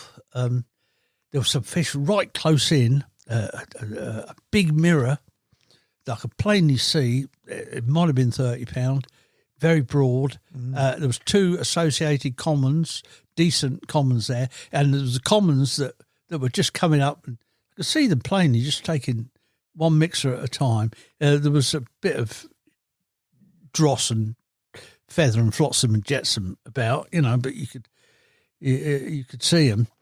And I thought, right, okay. And I just looked up like that, and about 30 yards out, there was a group of fish out there. I thought, hang on. I just gave them 2 of those. And I didn't stop. I just raced back for the tackle. Came back, and so I immediately, I'm free. I've got the braid rod. Yeah. Free line. And no, certainly no sign in the mirror. And there was, but one of the commons was like a foot down, but I don't know. Right, we'll just wait. And I just sort of, it's World War III out there on that lot. So I've quickly set up the controller rod. Go on. Right. Looked at them out there, thought, right. No, I can't see anything bigger than, flicked it out, teased it back in. I saw it, the first fish that came along in front of the hook bait. I mean, the bits had spread out a bit, Yeah, of course. and obviously eagle-eyed on the hook bait, and he's taken it. And it was a tough fight. Again, not spectacular, until it came right into the edge. I didn't really see the fish. And then right under, this is on my 55-year-old fiberglass rod, and I'm sitting on the bank. I had to sit down sometimes, sitting down on the bank, and it's right at the rod's hoop, right over, just down there, and it was about, I don't know, 3 foot, maybe 4 foot water, and it just ground to a hole, and wind it, people will know the feeling. It's horrible.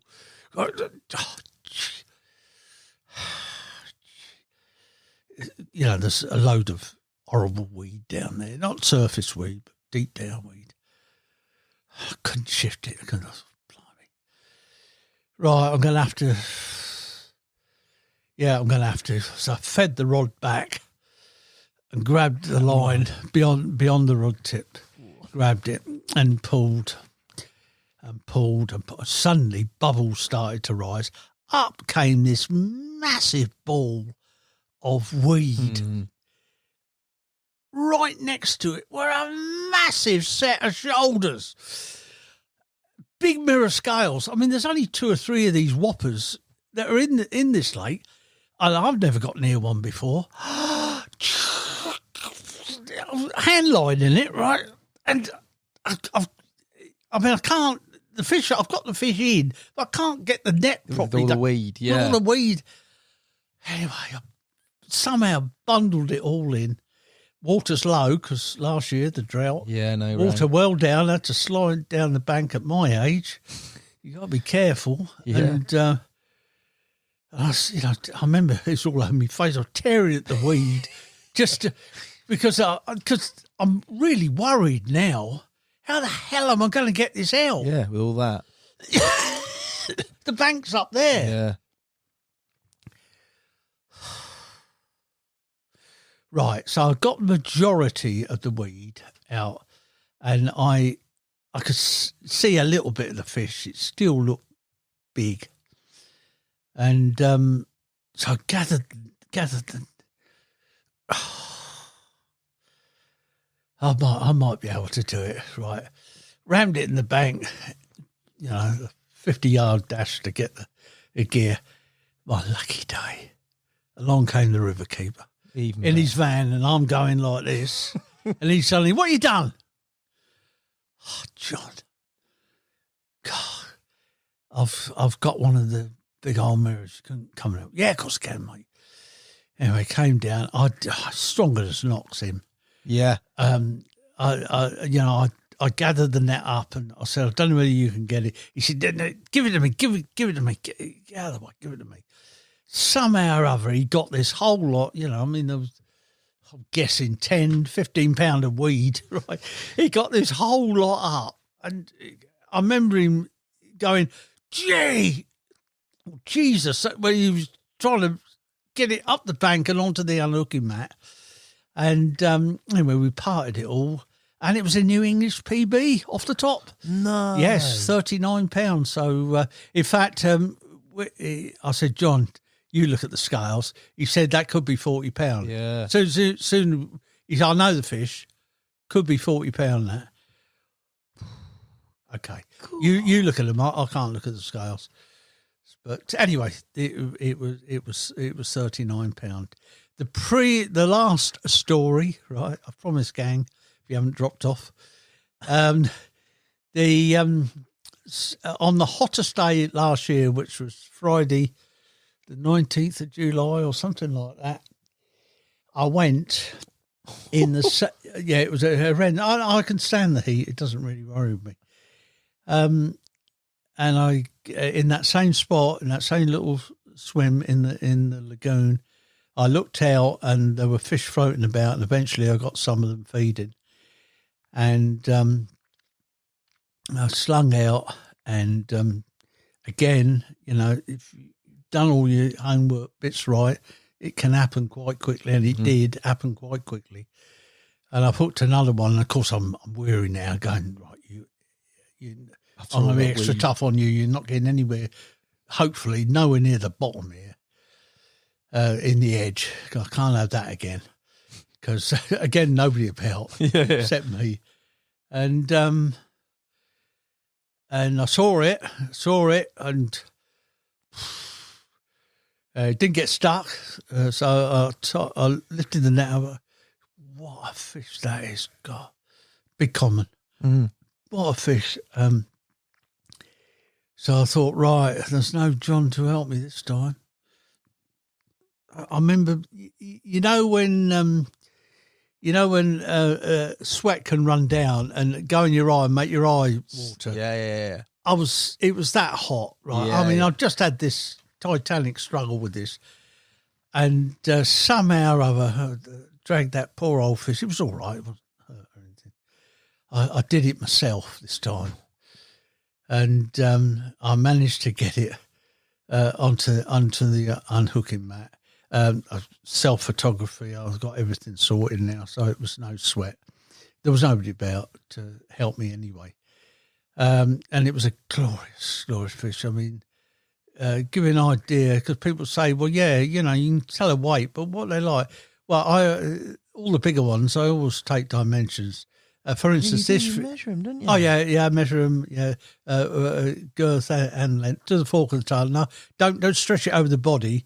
Put the tape only touches the bulk of where a fish is lying. Right, so it's flush. So, you're not doing that. Yeah. Right. And so this fish, again, it was a 3-foot job. It was 33.5 inches from nose to the fork of the tail, and had a 27 or 28 inch girth. And it was another 30 pound. It was a fantastic looking fish. And I set everything up. It was as good as gold, and obviously I found some shade. I was, slightly worried about the fish. Obviously I've got all the buckets, I've got everything sorted. Anyway, took another fine, and I put the fish, and it raced away. I remember it darted away. I crawled on my hands and knees. I crawled up the bank to this spot where the unhooking mat was, just at the back, but it was in shade. I just collapsed against sort of, it wasn't brambles, but sort of, herbage. And I have a, insulated bottle of cold drink. Yeah. A litre of that. And I, not in one go, but I drank it in one go, in two or three gulps. And then I must have lay there for a long time, don't know, 15, 20 minutes, just recovering, and thought, you know, I must be absolutely mad doing this now. But to see a fish and touch a fish like that, you know, it was a spectacular. It's one of the best, you know, I've caught, you know, quite a few big commons, but it really was. And just as we come to the end, I mean, this enthusiasm that we started several hours ago is here right at the That's very end. That's exactly what I was going to say, mate. Like, you're still doing it now, to that level. Like, yeah. I honestly hope that is, me, in terms of I'd never want to lose that. There's very few stories of people losing it. I've heard of people losing the sort of love for it, maybe doing too much. But if I'm half as enthusiastic as you are, I'll be more than happy and caught half as many fish, mate. One thing we haven't really mentioned, and we need to because it's pressing, and you've got an absolute host of books that you've written and also books that you've contributed towards. Yep. You've got a new one coming out, haven't you? All about Ashley Poole. Yeah. I would have covered that before we finished. I finished it. It took 15 months to do this one. Waiting mainly because I mean, there's a lot of me in there. I mean, I never fished at Ashley Poole, but you know, compiling all the different stories. But there's quite a few people who have written chapters for it. Nice. It's an interesting book in as much as it was first contemplated over a decade ago, around 2008, 2009. Mike Starkey and Dave Gawthorne, both successful, both fished at Ashley, and Dave Gawthorne, while he ran the syndicate up until the close. They thought a good idea. You know, there's never been a book on Ashley. There's plenty of articles, but never been a book on it. And so they started, and they got 3 or 4 articles in. And they were going to write something themselves, and got a few pictures together. And then I don't know, they ran out of steam or something. Okay. It lay dormant until 2 years ago when Mike Starkey talked me into there one day saying, look, don't say yes now, but you're the bloke to do it. Yeah. I'll send you the stuff now on WeTransfer that I've got, right? Yeah. You have a look at it, and I mean, I'm sure Wayne at the Little Egret Press will publish it. And so I looked at it, and because I only write normally in the winter. And you know, I mean, there was a basis there, and I, you know, knew a fair bit, a lot of pictures to do with Ashley in the carp fishing archives, and I thought, well, all right. Anyway, contacted Wayne. I'd love to do it, mate. Yeah, you know, take your time. I'll send the contract, sign the contract. So this is like a year ago, last November. So I'm in now, and I you signed your life away. You know, my wife's countersigned the signature and everything. I'm in now. Right, okay. So I start and enjoyed it, and then things started to come together. Contacted more people that I knew, either were friends or in the past. That have fished there successfully. I'd love to do it, mate. Great, brilliant, yeah. When you need it by, well, you know, we're talking months. I don't want it weeks, months away. Yeah, no problem. A year later, do you remember? Oh yeah, that's right. Yeah, I'll do that. That sounds hard work. Yeah, mate. And so that happened. Yeah, which a concentrated effort on my behalf was probably 4 months. But the other 10 months was waiting but I needed several of them because they were important people. And were there actually at the port. At the end of February this year, I completed it. Did everything, dedication, inside front cover, inside back cover, sorted all the pictures out. So it came in at 77,000 words and 150 odd pictures. Loads of pictures never been seen before. Wow. Some great stories.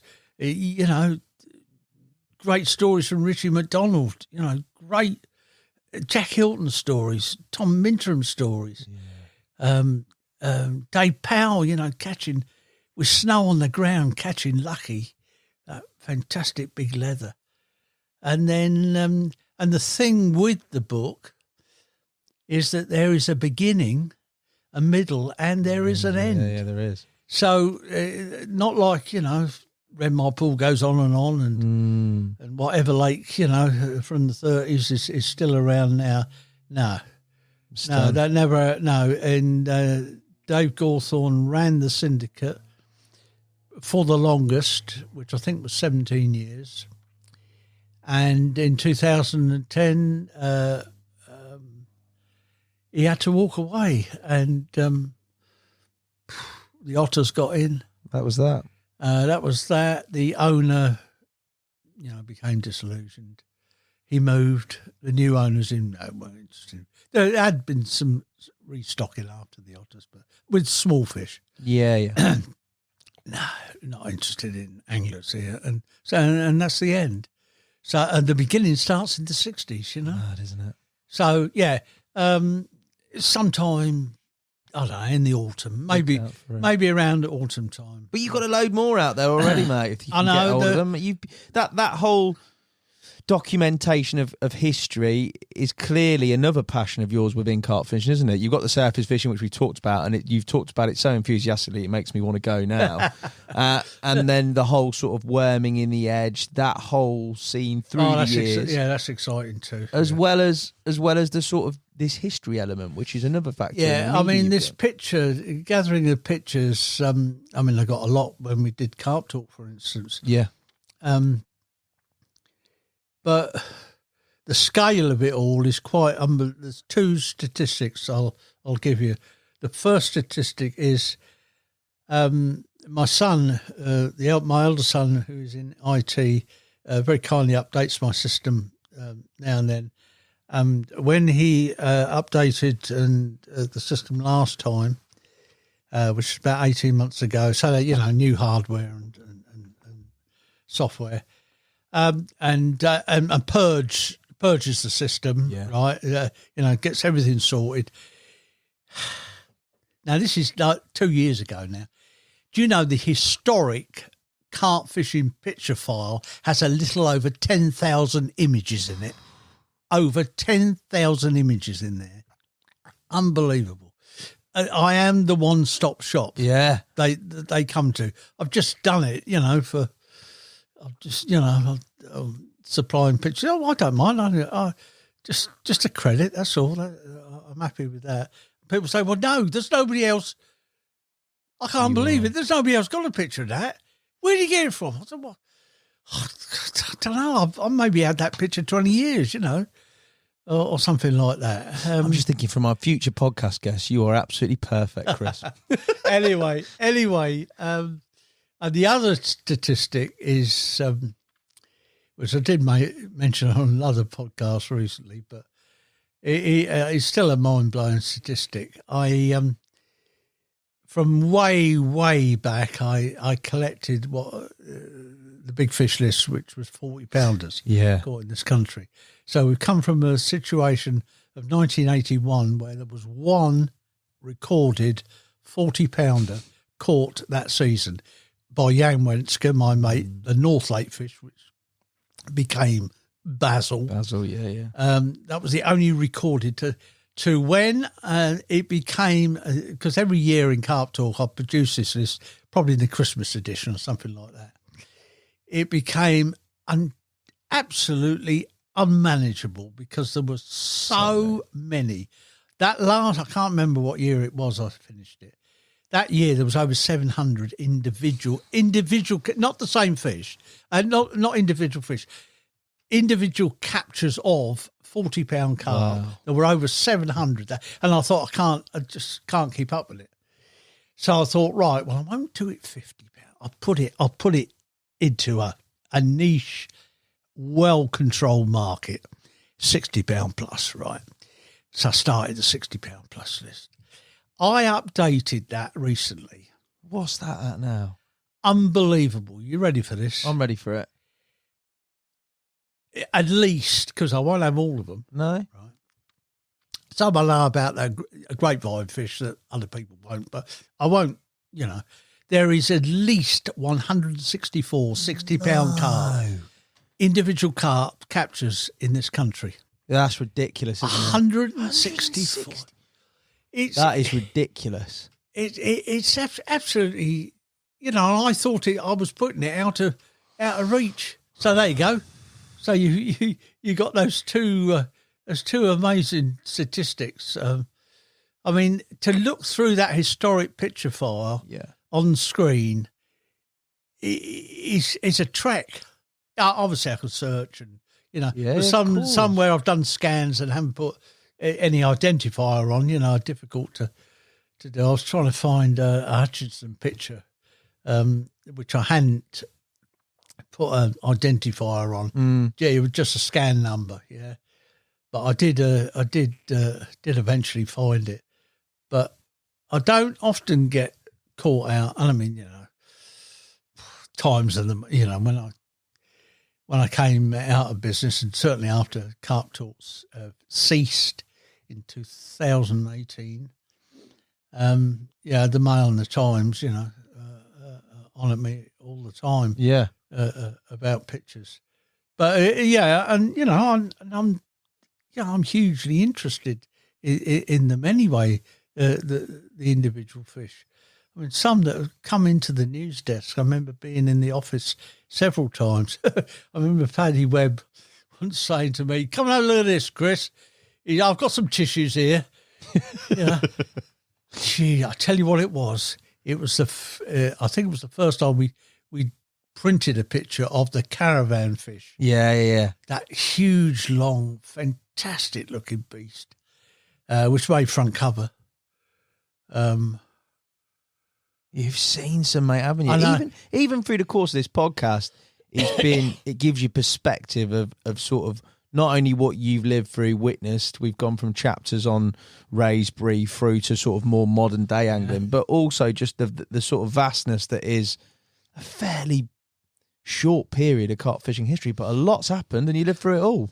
Yeah, it did.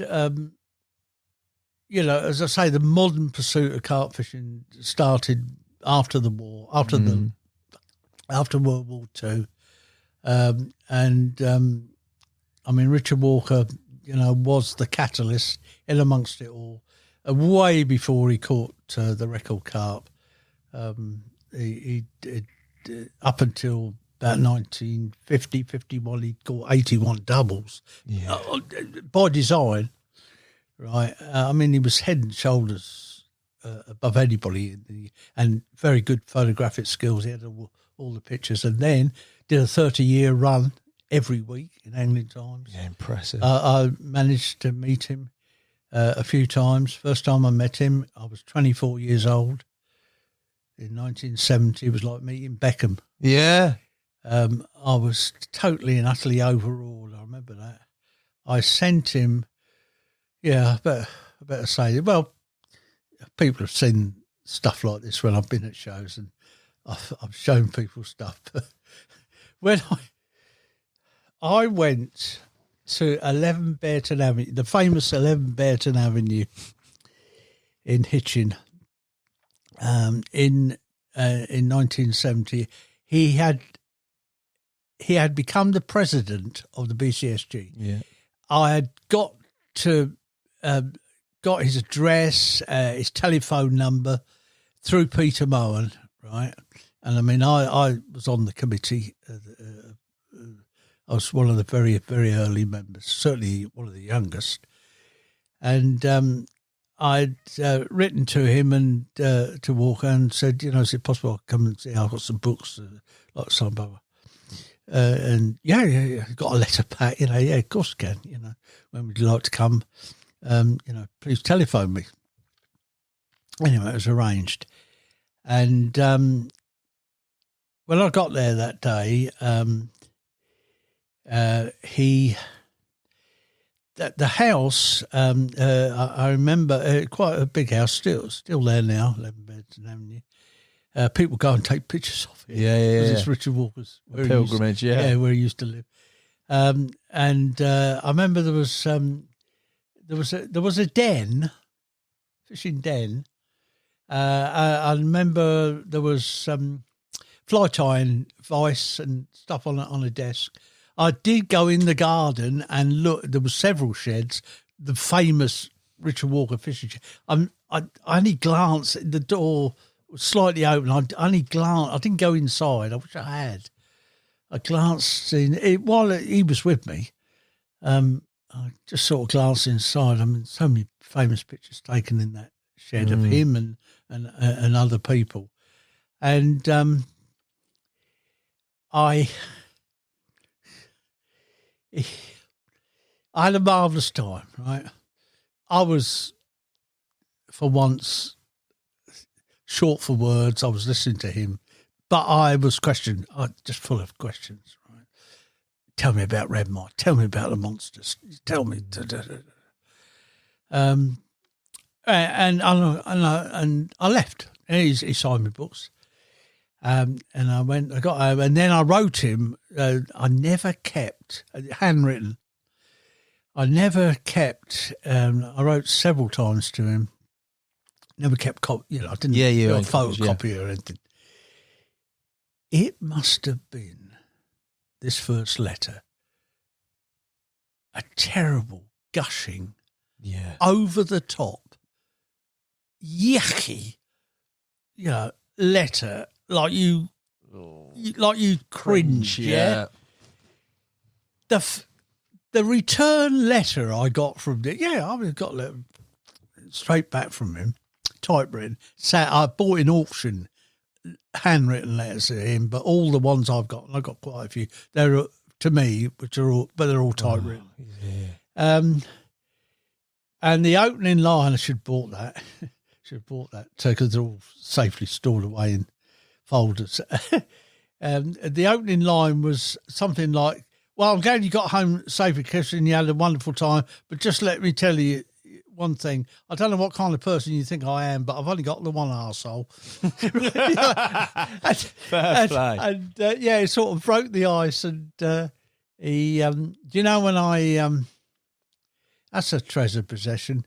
When I took several books, dropped me a line, Stillwater Angling, his famous books. And when I when I opened up Stillwater Angling's third edition, so when I became, early 60s. Yeah. I think it's 63. That's when I'm really starting to get it bad, right? The carp bug bad. It's got two Chris. Good luck. You already have the skill, Richard Walker. How about that? So how about that in Stillwater Angling? That's a hairs on your back of the neck job as well for me, mate. That unreal. Okay, and the only the other Walker story I can tell you, I went for a weekend. I arrived Saturday and I went home Sunday morning. So I stopped the night. He'd moved and married then. Married Pat Masterson. And Pat's still alive. They moved to Flitwick or somewhere close by. But the reason I'm telling you this is that on the Saturday evening, I was, again, he had in that house books, all fishing books from floor to ceiling. Just a mass of them. And and he disappeared, and I was in this room just thumbing through these books, and suddenly Pat stuck her head round the door and said, "Chris, Dick and I, we're going to have a gin and tonic before dinner. Would you like a gin and tonic?" And I was 24 years old. That was the first gin and tonic I'd ever had in my life. What a gin and tonic that is, mate. He still, I don't know where he was changing, I think. And you know what? She came and brought it in the room, and I stood there thinking, my God, I'm in Dick Walker's den drinking a gin and tonic. I've made it. I must have made it. On that note, Chris, I cannot thank you enough, mate, for coming in. It's been, honestly, an absolute pleasure. I could listen to you for days. I could broadcast probably 3 or 4 podcasts, and we'll have to come in or get you back in to talk about Red Mine days, because we haven't even touched on that, mate. There's been that much to talk about. Yeah. Before you go, There's some quick fire Nash questions. All right, here we go. Mate. Go on, let's have a go. See how you get on with these. Right. First one, 3 celebrities you'd take fishing, mate. Past or present? Well, celebrities, I mean, it would probably have to be women. Yeah, that's fine. Yeah, well, here we go. It's of a certain age, which I am. So we're into Joanna Lumley. We're into Linda Lusardi. Yes. Yeah. I know Joanna Lumley, Linda Lusardi. I know these. And I don't know. I'm just thinking on a male side. I don't. It would have to be women again. I mean, it'd be something outrageous like Debbie Harry or something like that. It's fine. You've got to inspire women to fish. That's really good. Yeah. That's good. Yeah. That's one way of putting it. Yeah, I never thought of that. Yeah, it's fine. Carp you'd wish you'd caught, mate. Right, we touched briefly on that. I got so close, and I'm talking terms with Jack, the famous Jack. But it never happened, and I don't think I was even close. It was about several times, especially at Longfield. But anyway, yeah, Jack the net ripper. Drum and bass or country and western? Oh, good God, it's going to have to be something with a real good strong beat. So drum and bass, all the time. Drum and bass all the time. Unbelievable. Only fish for wrong-uns for the rest of your life, or never go fishing again? Well, I'd be sitting here never going fishing again, I think. Would you? Yeah. I'd take your word by that as well. I reckon you actually would, wouldn't you? You can imagine over the years the kind of invites I've had. Yeah, I can imagine. And still have. I've got a great one coming up soon in May. But one guy, can't remember his name now, it ended up here in Essex called Joke. What's the name? I can't remember now. It had massive cap. He put whoppers in there, and this bloke pestered me up. And did he? You know, and when he got my mobile number, I made sure I blocked him. You know, but no, fair play. No, I didn't. I'm not interested. Not interested. One angler to catch a carp to save your life. Who would it be? Right, it would probably be. There's probably 2, but the first one, who sadly died. 2010, that's Steve Edwards, the great Steve Edwards from Kent, amazing angler. Another one would be Jim Gibbonson. Yeah. You know, highly technical, great chap. Unfortunately, I wanted to go and see one. I did the Big Swanley show, but it wasn't well enough, unfortunately. Yep. Favourite 3 angling books? Right, well, there we go. Inspirational books of Stillwater angling. Quest for Carp, because I was a bit too young for Walker, but I was the right age for Hilton, and I got to know him. If I'd have pushed it, I could have got in. I guess I had making all the right noises. I could have got into Redmire. In the Senate, anyway. I had another water that had whopping weight fish in it, and we'd only recently got married. I probably didn't have the money anyway. And the third book would be BB's, Dennis Watkins Pitchford's The Whopper, which is a children's book about 2 kids that go and catch a record carp. Nice. Your idea of carp fishing hell? Well, getting to a water and finding there is not one iota of space available. That would be carp fishing hell. Do turn around and go home. Best piece of advice you've been given? This could be fishing related or non-fishing related. Now, the fishing related one, that is the route and starting point for every time I go fishing. First, find the fish. That's it. Nice and simple. Final question: night out on the bank or a night in with the missus, Chris? I forget the last. It's probably 2014. The last night I did. So no, a night in with the missus. Play. Chris Ball, it's been an honour, a privilege, and an absolute pleasure, mate, to have you in. Thank you guys for watching and listening. I'll be back soon with another Nash Off the Hook podcast. Until then, Chris Ball, thanks again, mate. Cheers. Bye, everybody.